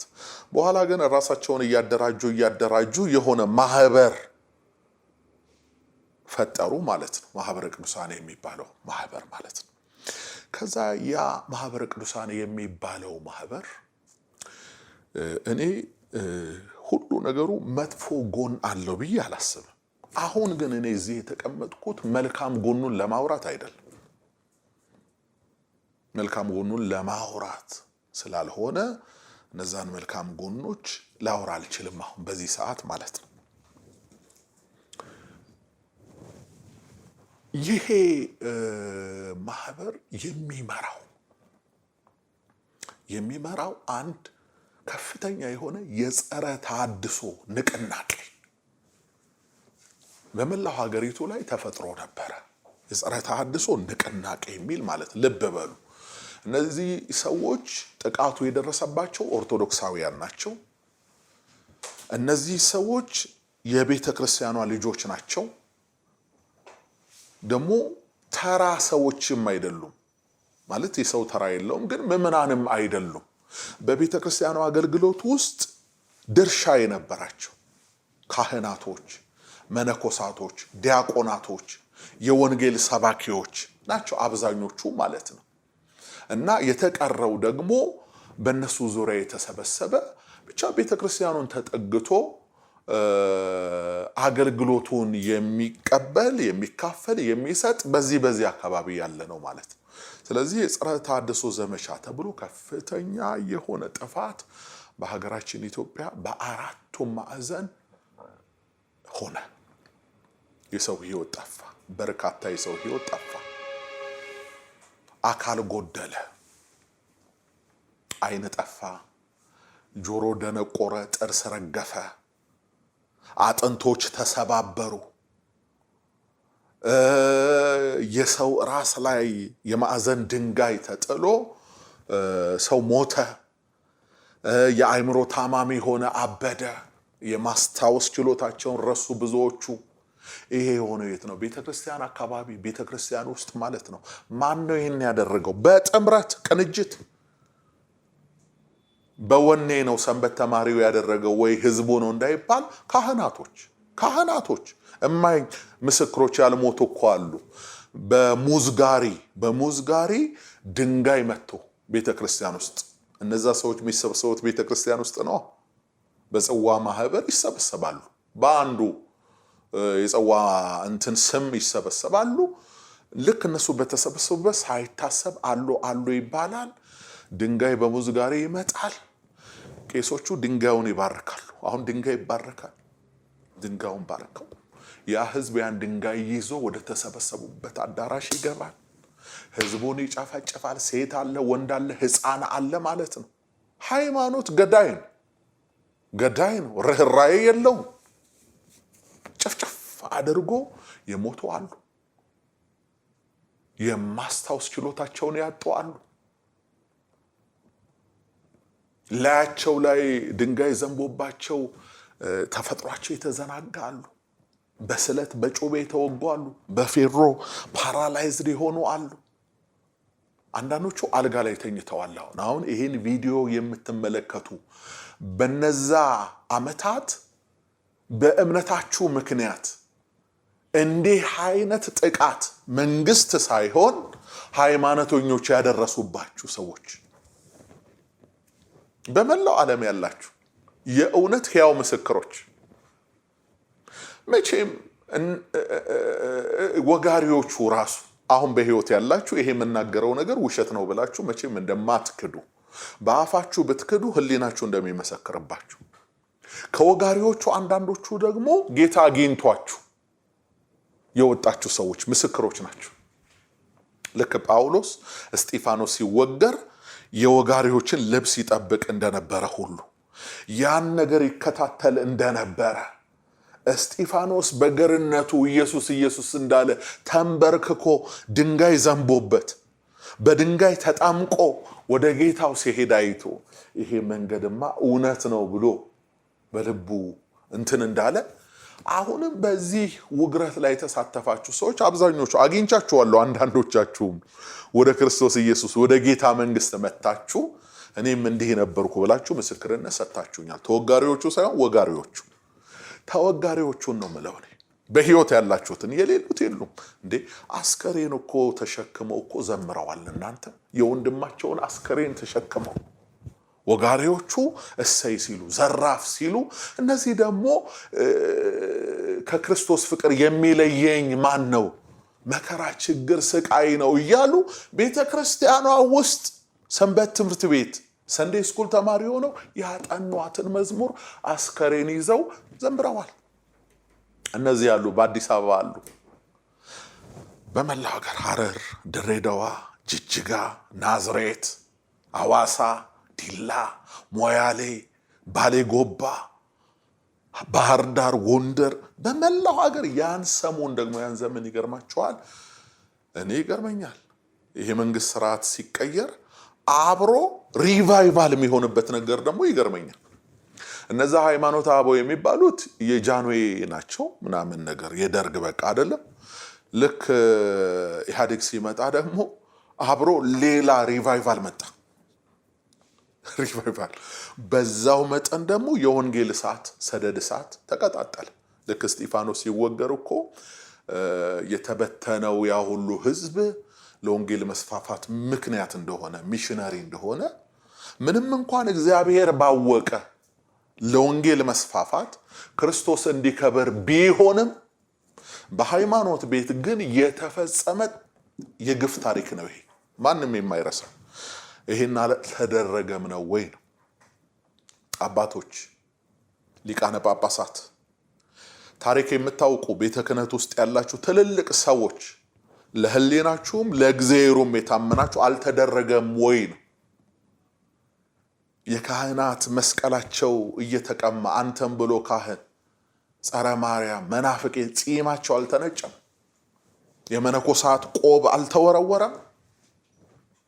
ከቤተ ክርስቲያን ሸሽተው ቢሄዱ ቤታቸው ተከታትሎ ወመኔ ዱርዬ መቆሚያ መቀመጫ አልከለከላቸው? ቤታቸው አልተለኮሰም በእሳት? ጣራቸው በድንጋይ አልተደበደበ?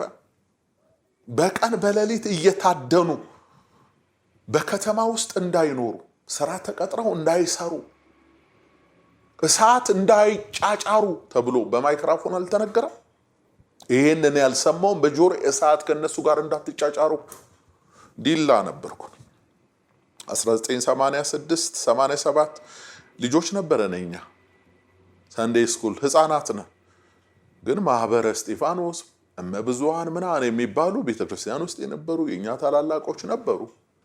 በዛ በባታያማ ኢየሱስ የሚመራ ደግሞ ግሩፕ አለ። የከተማ ግሩፕ በቃ የከተማ ጉልቤ አለ አይደል? ትልልቅ መስቀል እዚህ አድርጎ በጡንቻው እንጂ በእውቀት የማይመራ በለው ሲባል ሄዶ እነዛን ልጆች ቁጭ ብለው እኮ ቤተክርስቲያን ጽዋ እየጠጡ የማርያምን ጽዋ እየጠጡ ተቀጥቀጠው ደማቸው ፈሶ ረግፎ የጠፋው ጠፋ ያመለጠው አመለጠ። ይሄን እኔ ምስክር ነኝ። ቁጭ ብዬ ዛፍ ስር ይሄን እያየው ነው። ከሰው እኮ ሰምቼ አይደለም እኔ ሳይ ነበር ማለት።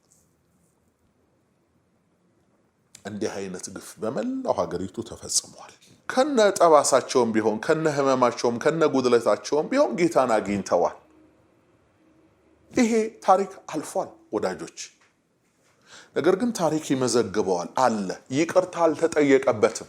ይቅርታ እኮ ሰዎቹ ተመልሰው ይመጣሉ ማለት አይደለም። አንዳንድ ደግሞ ሰነፍ አለ። አሁን ተመልሰው ይግቡ ነው የሚባለው። መናፍቃን ምና ወዳጄ ጌታ ኢየሱስን የቀመሰ በትክክል የክርስቶስ ብርሃንን ያገኘ የወርቅ ዙፋን ብታስቀምጥለት አይመለሱም። እግዚአብሔር ምስክሬ ነው። ሙኝነ አንተን እንደዛ የምታስበው የመመለስ ቢመቸው ባይመቸው ቢረበው ባይረበው ኢየሱስ ነው እኮ የድሉ ሚስጥር ይዞ ያቆየው ኢየሱስ ነው። በቃ እንደዛ እንዳታስቡ። ነገር ግን ማዶ ለማዶም ቢኮን ለምድሪቱም ሰላም ለናንተም ራሱ ንስሐ ስለሚያስፈልጋችሁ በዚህ ዘመን እንዲህ አይነት ግፍ ተፈጽሟል። በእርግጥ ኬዙ የሃይማኖት ነው። የሃይማኖት ኬዝ በመጽሐፍ የመጣ በመጽሐፍ ነው የሚመለሰው። በአፍ የመጣ በአፍ ነው የሚመለሰው። ከአፍ አልፈ ከመጽሐፍ አልፈ እሺ ከመዳፍም ጥፊ እሺ ቀላል ነው። ከጥፊ ከመዳፍም አልፈ እስከ ሰደፍ ያደረሰ ግን ይሄ ከባድ የሆነ ወንጀል ነው። ለዚህ ሲኖዶስ ሰብሰብ ብሎ በቃ ታሪኩ ቢያልፍም ጊዜው ቢቆይም እንዲህ አይነት ነገር በእኛ ተፈጽሟል፣ እንዲህ አይነት ማስረጃዎች አሉ፣ ለዚህ ይቅርታ እንጠይቃለን ስትሉ ኬዝ ክሎዝድ። ይሄ ማለት በቅርብ ዘመናት የሆነው የተፈጠረው ነው መነግራችሁ ማለት ነው። ወደ ኋላ አልሄድኩም። ታሪክ የሰነደው ሀገር ያወቀው ፀሐይ የሞቀውን ማንም የማያስተባብለው እነዛን ትልልቅ ታሪኮች አላነሳው። አስፈላጊ መስሎ አልታየኝም። አሁን ትውልድ ይጠይቃችሁ፣ በዘመን እየተነሳ ትውልድ ይጠይቃችሁ። በዘራ ያዕቆብ አማካኝነት እነዛ የትግራይ መነኮሳት የጉንዳ ጉንዲ መነኮሳት ደቂቀ እስጢፋኖስ የሚባሉት ከንጉሱ ጋር በመጣላታቸውና የእምነት አቋማቸውን በመግለጣቸው ምን ብለው ለስዕልና ለንጉሱ አንሰግድም በማለታቸው የግል ጠቡን ንጉሱ ከማርያም ጋር አስጠጋግቶ ይሄ ሕዝብ በማርያም እንደማይደራደር ስለሚያውቅ ተመልከቱ። ሃይማኖተኞች ስስ ጎናችሁ የቱ እንደሆነ ያውቃሉ። ፖለቲከኞች አሁንም ይህንን ቁማር የሚቆምሩትም ያውቁታል። ከማን ጋር ባጠጋጋው ያዋጣኛል ብለው ማለት ነው። ይሄ ዛሬ የተጀመረ አይደለም፣ በአባቶቻቸውም ዘመን የጀመሩት ነው። እዚህ እነዛን መነኮሳት በግፍ ዘራ ያዕቆብ ምንድን ነው ያደረጋቸው? ገርፎ ነው የለቀቃቸው? አስሮ ነው የለቀቃቸው? አይደለም።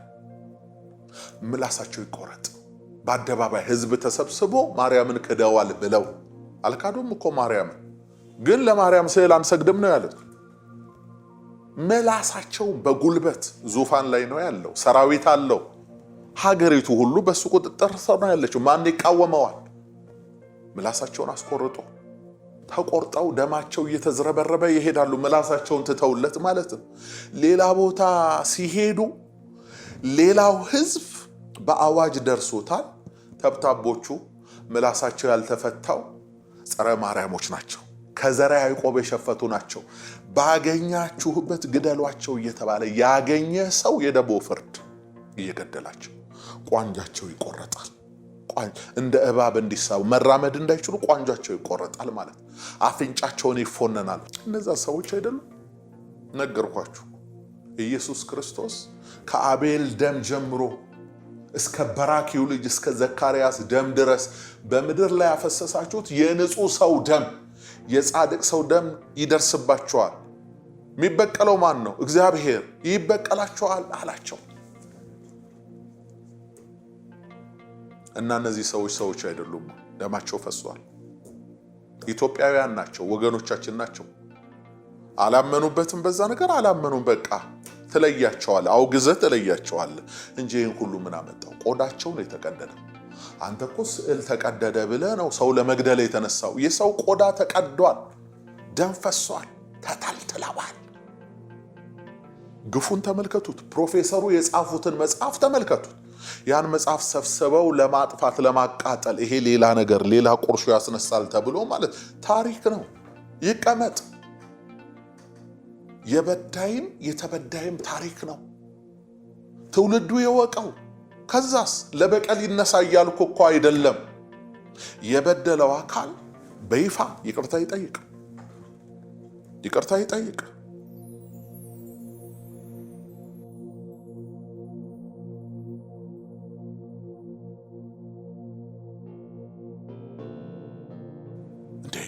መንግስታት ይቅርታ ይጠይቃሉ። የካቶሊክ ቤተክርስቲያን የ500 ዓመት ኬዝ የ1000 ዓመት ኬዝ እያነሳች እኮ አንድ ግለሰብ ላይ ፈጸመችው፣ ህዝብ ላይ ሀገር ላይ ፈጸመችውን በየጊዜው እኮ ይቅርታ ትጠይቃለች። ራሷን አፕዴት ታደርጋለች፣ የሆነ ነገር ታሻሽላለች እኮ። እዚህሳ አይ አንጠራጠርም፣ ስህተት የለባትም፣ ምንም አልተፈጸመም። እንዴ ሰው እንደዚህ ቢል የሰማዩ አምላክ ደግሞ አለ፣ በጨለማ የተሰራውን በብርሃን የሚመልስ። ብዙ ዘመን ስላስቆጠረ ግፍነቱ አይቀርም። ሰው ሊረሳ ይችላል፣ ታሪክ አይረሳም፣ እግዚአብሔርም አይረሳም። እንዴ ይሄ ተፈጽሟል ምድራችን ላይ አይካድመችም። አንዳንዶቹ እንደ ማናት ምትባላለች፣ አንድ ጤነኛም አትመስለኝም፣ ዶክተር ማን ሌቺሳ ምትባላለች። ተወጣና እሷ በይፋ እኮ ነው ሲያንሳቸው ነው ሲያንሳቸው ነው። እነዚህ ትግራይ መነኮሳት ሲያንሳቸው ነው። ደቂቀ እስጢፋኖስን ማለት ነው። ልክ ነው ያደረገው ዘርዓ ያዕቆብ። አያችሁ እናንተ ስታደርጉት በእናንተ ነገስታት ሲፈጸም ትክክል ነው።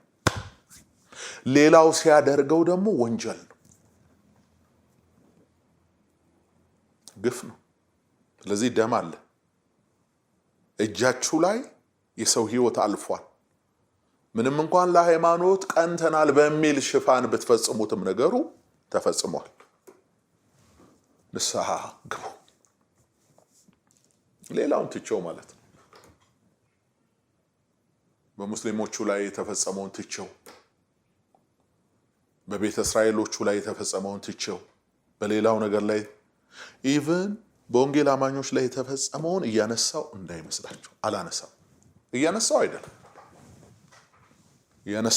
እሱ። አንዳንዶች አላችሁ አሁን ትዝ አለኝ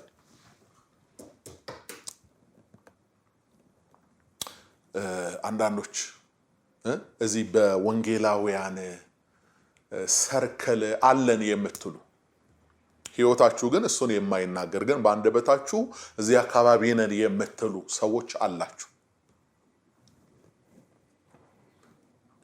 ልክ እንዲህ አይነት ኮሽታ ሲፈጠር ጥርሳችሁን የሚያልባችሁ በፍርሃት እግራችሁ የሚንቀጠቀጥ ከአብያተ ክርስቲያናት በፊት ቀድማችሁ ወጣችሁ መግለጫ የምትሰጡ እኛን አይወክለንም። who are you after all? who are you? አንተ ማነህ? መጀመሪያ ማነህ አንተ? ማነኝ አልክ? እኛን አይወክለንም ሲል የሆነ ተቋም የሚመራ ነው የሚመስለው፣ የሆነ ቤተ ክርስቲያን የሚመግብ ነው የሚመስለው፣ የሆነ አካል። ያንተ ቸርች እኮ ስልክህ ናት። አንተ ያለው እዚህ ነህ። እኔ ወክላለሁ ብያለሁ። አይወክለንም ስትል ደግሞ አንተ አይወክለንም እንድትል ራሱ ይሄን ቃል እንድትናገር ማን ነው ራይቱን የሰጠ? ማን ነው ይሄን ተናገር ብሎ የላከ? አንዳንድ ሰው በጣም ደፋር ነው። እኛን አይወክሉንም እነዚህ ይላል። የሆነ ነገር እኮ ፈርቶ እኮ ነው፣ ተንቀጥቅጦ እኮ ነው፣ የሆነ ነገር ይመጣል ብሎ እኮ ነው እንጂ የእውነት ሰው ቢሆን የፍትህ ሰው ቢሆን እነዚህ ሰዎች ላይ ብቻ አይደለም እንዲህ አይነት ነገር የሚነሳው፣ ሌላውም ላይ ይደርሳል እኮ። ለእኔ ልንገርህ፣ ሰው ነው። እዚች ሀገር ላይ ሙስሊሙም ሰው ነው፣ ኦርቶዶክሱም ሰው ነው፣ ወንጌላዊውም ሰው ነው። በብሔር ብሔረሰብ ውስጥ ያለ ሁሉ ሰው ነው። የሆነ ሲጮህ እንደ ጎርፍ ድምፁ ያስተጋባል የሚባለው ሲመጣ ቶሎ ብላችሁ ወደዛ ጠጋ የምትሉ፣ ያ ነገር ሲያልፍ ደግሞ ዞር ብላችሁ የሆነ ነገር የምትሉ ማለት ነው። ራሳችሁን ቼክ አድርጉ፣ ራሳችሁን ፈትሹ። ሳታውቁት እየተቃወማችሁ ያላችሁትን ነገር ብታስተውሉ ጥሩ ነው። ደግሞ አንዳንድ እኔ የሚገርመኝ እኛ ውስጥ ሆነው እንዲህ ማድረግ አይችሉም፣ እኛ መካከል ሆነው ምናምን ይባላል። እኔ አንተ ውስጥ አይደለሁም፣ አንተ መካከል አይደለሁም። እንዳትመኘው፣ አንተ ጋር የለውም። እኔ ምን ሰራለሁ? ጫት በሚቃምበት፣ አረቄ እየተጠጣ ወንጌል በሚነገርበት፣ መዝሙር በሚዘመርበት በአንተ ቴሪቶሪ ምን ሰራለሁ? አንተ አንዳንዶቻችሁ ለድፍረትና ለብርታት ካሜራ ፊት ከመውጣታችን በፊት ብላችሁ ጭሳጭሱን አጭሳችሁ አኝካችሁ ምን ብላችሁ በነውርና በወንጀል ቡድን ሰርታችሁ አንዱ ሲጽፍ እየጻፋችሁ አንዱ ሲያወራ ተመሳሳይ ያደርጋችሁ ያ ቴሪቶሪ እዛ ውስጥ የለውም። ብትፈልገኝም አታገኘኝም። ስለዚህ እኛ ጋር አይደለም። ትክክል ነህ አንተ ግን ንጹህና ታማኙን ወንጌላዊ አትወክልም። አንተ እኛን አይወክለንም ትላለህ። እንዲህ አይነት ቀን ምንረሸን እየመሰለ ነው እንዴ? ሲያልፍ ደግሞ እኮ ብድግ እንላለን። ታውቃለህ፣ ውሃ ዳር እንደተተከለ ዘንባባ እንተኛለን። እነ ነገር ብድግ እንላለን። የሚያቆመን ክንዱ ነው፣ የሚያግዘን ጌታ ነው እንጂ እኔ ወክያለሁ ይሄን ማህበረሰብ ብያለሁ እንዴ? ግፈኞች ንስሐ ግቡ ነው ያልኩት። እና አንዳንዶች ለገዛ ጥቅማችሁ የእናንተን ፎሎወር ለማሳደግ ወይ ደግሞ ርካሽ ተወዳጅነት ለማግኘት እያላችሁ የማያምርባችሁ እንዴት እንደምትሰለችሁ ሕያው እግዚአብሔር በስልችት እኔ አላቃችሁም። ብዙዎች ግን ማህበረሰቡ ሰልችቷችሁ በቃ ስልችት ስልችት። እናንተ ምን ንስሐ ግቡ በጉያችሁ በስር ያለው እንትን እያላችሁ አጋላጮች ነን ተቃዋሚ ነን የምትሉት ራስን ንስሐ ግባ። መጀመሪያ የመጨረሻው ሰዓታችሁ ነው። እናንተ ባይዘወይ ንስሐ ግቡ። አንድ ሰው ምን ብሎ ነግሮኛል። መርካቶ ውስጥ ለረጅም ዓመት ሲሰርቅ የነበረ የታወቀ ሌባ ነበረ አለ። ስሙን ረስቸው ነው። ለብዙ ዘመን አያዝም በቃ አጨደዋል። ከዚህ ሱቅ ከዛ ሱቅ እና መጨረሻ ላይ ተያያዘ ከብዙ ዓመት በኋላ እና ፖሊስ ኢንተርቪው ሲያደርገው ነው ይሄን ሁሉ ዘመን አንተ ነበር ወይ መሰርቀው? አዎ እኔ ነኝ። እንዴት ነበር ማትያዘው እስኪ ተብሎ ሲጣራ መጀመሪያ ካልታየው ሰርቃለሁ ከነቁ ሰዎቹ አለ መጀመሪያ ሌባ እያልኩ ምሮጠው ጣቴን ቀስሬ ነኝ አለ። እና የመርካቶ ህዝብ ደግሞ ያው ትርምስ ነው፣ ገበያ ነው፣ አያስተውልም። እኔ ወደምጠቅሙበት አቅጣጫ ነው ሁሉ ሰው የሚሮጠው። ያኔ እኔ ሸብለል እላለሁ አለ።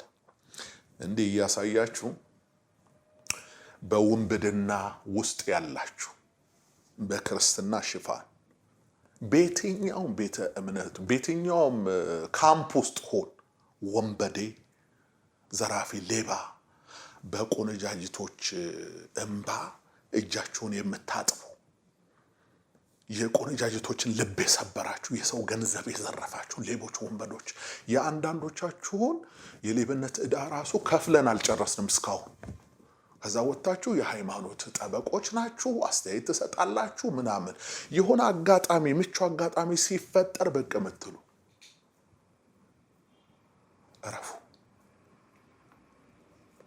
እረፉ። የእጃችሁን ታገኛላችሁ። ይሄ ንጹሃንን አይመለከትም፣ እውነተኞችን አይመለከትም። ይሄ ወንበዴው ራሱ አቤት ብሎ ሲመጣ ታየዋለህ፣ ታገኘዋለህ ራሱም ማለት ነው ስሙ ሳይጠራ። እና እንደዛ አስተካክሉ። አንዳንድ ደግሞ አላችሁ ጠበቆች ነን የምትሉ አላችሁ። ደግሞ የታዘብኩት ይሄንን ነው በእነዚህ ጥቂት ዘመናት ውስጥ ማለት ነው። እጃችሁን አንስታችሁ መሐላ ምላችሁ ለሀገር ለፍትህ እታመናለሁ ካላችሁ በኋላ ልክ አንድ ወገን የተነካ ብቻ ሲመስላችሁ ብቅ እያላችሁ ጤና ይስጥልኝ ጠበቃና የህግ አማካሪ እንትና አባላለሁ እንዲህ አይነት ነገር ያደረገ ወይ ደግሞ ህዝብ ያነሳሳ እንዲህ ያደረገ በዚህ አንቀጽ ምናምን ሊጠየቅ ይችላል ምናምን እያላችሁ ታኮ የምታጎርሱ ብቅ ብላችሁ የምትሄዱ ለእናንተ ህግ ማለት አንድ ሃይማኖት ነው። ለምን ሙስሊሙ ሲጠቃ ሲነካ ለምን እንዲህ ቶሎ ብቅ አትሉ? ለምን ሀዲያው ሲነካ፣ ለምን ከምባታው ሲነካ፣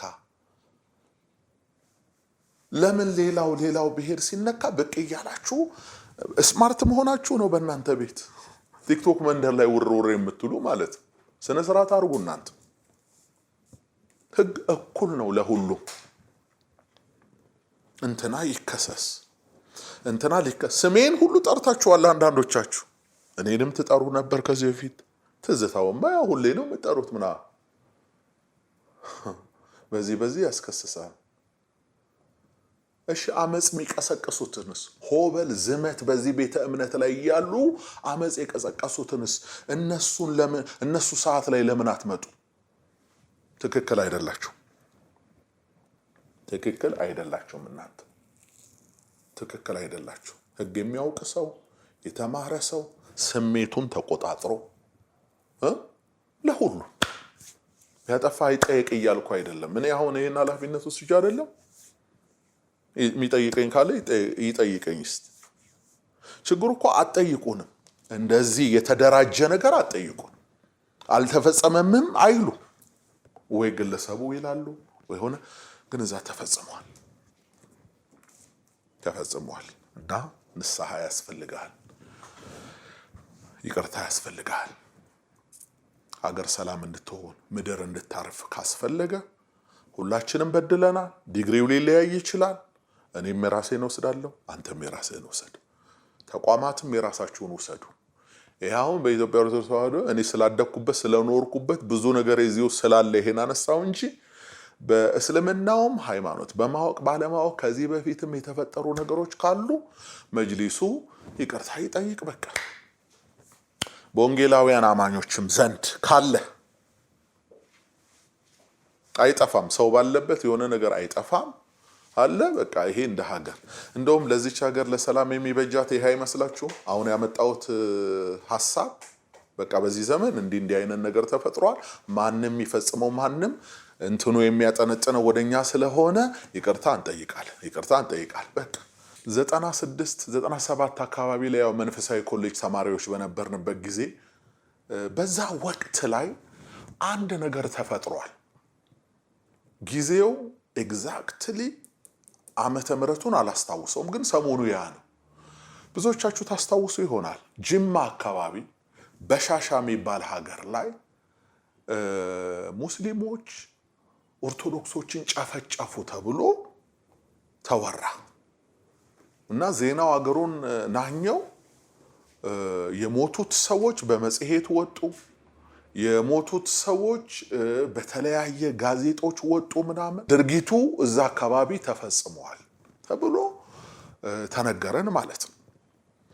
እና በማታ እየተሰበሰብን እኛ ደግሞ የቤተ ክርስቲያኗ ልጆች ይልቁንም የመንፈሳዊ ኮሌጅ ተማሪዎች እኛ ህዝብ የምናስተምር በማታ እየተሰበሰብን የሆነ ኦሪየንቴሽን እየተሰጠን የሆነ ነገር ቁጣ ውስጥ ገባን። በአጭሩ ታውቁታላችሁ፣ ቁጣ ውስጥ ገባን። እኔ አሁን ይሄን የምላችሁ ንስሐ ስለገባሁበትና ለካ ሰዎች ላይ እንደዚህ ነው የሚሰራው አየሁታ። እኔ ላይ ሲሰራ ስራው አየሁትና ወደ ኋላ ተመልሼ ነገሮችን ማመዛዘን ጀምሬ ነው ዛሬ ማውራችሁ።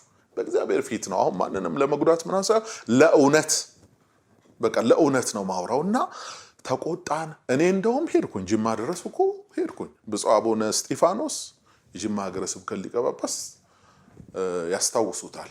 ካዩት ብፁዕነቱ ምንም በእኔና በእርሶ መካከል ያለውን ወዳጅነት፣ ለእርሶ ያለኝን ክብር፣ ለእርሶ ያለኝን ፍቅር፣ በእርግጥም ጥሩ አባት ኖት፣ ጥሩ ኖት። በቃ እኔ ምንም ኮምፕሌን አላረግም በእርሶ ላይ ማለት ነው። እና ከዛው ከመማርበት ትምህርት ቤት ነው ይዘውኝ ጅማ አመላለስ የነበረው እና እዛ ሰዎቹ እንደሞቱ ጨረሷቸው ሙስሊሞች ተብሎ ደረስን። በነፍስ ወከፍ ደረስን። እዛ አካባቢ ያሉትን ሰዎች ለማጽናናት ሞከርን፣ አስተማርን፣ ተዘመረ፣ እርዳታ ምናምንም ተባለ። ምን ተባለ ማለት እኛ ፈጥነን ስለሄድን ወሬው ብዙ አልተዛመደም በሌላ ቦታ የነበረው ማለት ነው። ግን የሚገርማችሁ በዛው ሰሞን እስላሞች ላይ የሆነ አይነት ዘመቻ እንዲከፈት በሀገር አቀፍ ደረጃ በቃ ተቀጣጠል። እነሱም ተሳቀቁ እና ድረስ እየተባለ ባህር ዳር ያለ ጎንደር ያለ ወጣት አውቶቡስ እየሞላ እንዲመጣ ወደ ጅማ ወደ በሻሻ ማለት ነው እልቂት። ከዛ እኛም በደም ፍላት ስብከቶች በቃ ሙስሊሞችን ቀጥቀጥ የሚያደርግ ካሴት። አንድ ጓደኛዬ እንደውም አህዛብ ለምን ያጉረመረማሉ ተብሎ እንዴ መጽሐፍ ራሱ ወንድሞች መጽሐፍ በሙስሊሞች ላይ ምና በቃ በደም ፍላት እየተነገረን የሰማነው ነገር ማለት ነው። እየቆየን ስንመጣ ድርጊቱ ተፈጽሟል። በሻሻ አቡነ ገብረ መንፈስ ቅዱስ ቤተክርስቲያን ውስጥ ቄሶች ታርደዋል፣ ህፃናት ሞተዋል ምናምን ማለት ነው። ግን ይህንን በሙስሊም ስም እንዲወጣ ያደረገ የፖለቲካ ኃይል ነበረ በሰዓቱ ማለት ነው። ይህን ቆይቶ ረፍዶ አወቀን ማለት ነው። ለምንድን ነው ይህን ያነሳሁት? ቶሎ አንድ ነገር ሲፈጠር የሆነ ግሩፕ ታርጌት እንዲደረግ ተደርጎ ስራ ይሰራል። ይሄ የተለመደ ነው አፍሪካ ውስጥ ያን ቡድን እንድታጠቃው ማለት ነው። ስለዚህ በየዘመናቱ በማን የሚፈጸም በማን ግን በኢትዮጵያ ኦርቶዶክስ ተዋሕዶ ቤተክርስቲያን ስምና በዛ ሽፋን በዛ ቴሪቶሪ ላይ የተፈጸመ ግፍ ካለ አመፃ ካለ ወይ ደግሞ ሰው እንዲሆኝበታለው የሚለው ነገር ካለ ቅዱስ ሲኖዶሱ ይሄን መልእክት የማስተላልፈው መቼም ለተከበረው ለኢትዮጵያ ኦርቶዶክስ ተዋሕዶ ቤተክርስቲያን ቅዱስ ሲኖዶስ ነው። ይሄ ቅዱስ ሲኖዶስ ነገሩን በስሜት ሳይሆን ለምን ተነገረንም እንዲሆነንም ሳይሆን እስኪ ከሀገር ሰላም አንፃር ምን ያመጣል ነገሩ ብናየውስ እንድትሉ አሳስባለሁ። ብናየውስ ደግሞ ይቻላል። ይሄው አንዳንድ ነገሮች እያያችሁ አይደል እንዴ? አንዳንድ ነገሮች እኮ እያረማችሁ እያስተካከላችሁ ነው። ይሄ ምንም በቃ ችግር የለውም እና ይሄንንም ብታዩ ከግፍ አንፃር እውነት ነው የኢትዮጵያን ቤተክርስቲያን እንደ ተቋም እንደ ቤተ እምነት እኔም እንዲተበድያለሁ ምትለው ሊኖር ይችላል። እሷ ራሷን ይችላ ትጠይቅ። እኔ ግን በዚህች ቤተክርስቲያን ግፍ ተፈጽሟል እያልኩ ነው። ስለዚህ አልተፈጸመም አላደረግንም ምናምን ማለት አንድ መልስ ነው። እውነት ነው በዘመን እንዲህ ተፈጽሟል እና ብናየው ማለት ደግሞ ሌላ መልስ ነው። እዩት፣ መጽሐፍቶቻችሁን እዩት፣ ተመልከቱ፣ መጽሐፍቶቻችሁን ፈትሹ። እዛ ላይ ትክክል ያልሆኑ ነገሮች አሉ። ተመልከቱ። እኔ እንዲህ አልልም በደፈናው ብሔሮችን የሚነካ ሰውን ዝቅ የሚያደርግ አንዳንድ ነገሮች አሉ። በእጃችንም ላይ ያሉ አሉ፣ እናንተ ጋር ያሉ አሉ፣ ደጅ ያለውም ሰው የሚያውቀው አሉ። ስለዚህ ሲታረሙ በትክክል ይታረሙ። የሚያስኮርፉ የሚያስቆጡ ነገሮች አሉ። እነዛን ነገሮች አርሙ። ከዚህ በፊት ለተፈጠረው ጥፋት ለተፈጸመው በደል ይቅርታ ይጠይቅ እና ይሄ ነው መልእክቴ። ጸጋና ሰላም ይብዛላችሁ። ይሄንን ደግሞ እየቆረጥክ አዳርሰው ስጠው፣ ለሁሉም አዳርሰው። በቃ ይሄ መፍትሄ ነው፣ ለሁሉ እረፍት የሚሆናቸው ነው። ጸጋና ሰላም ይብዛላችሁ። ሻሎም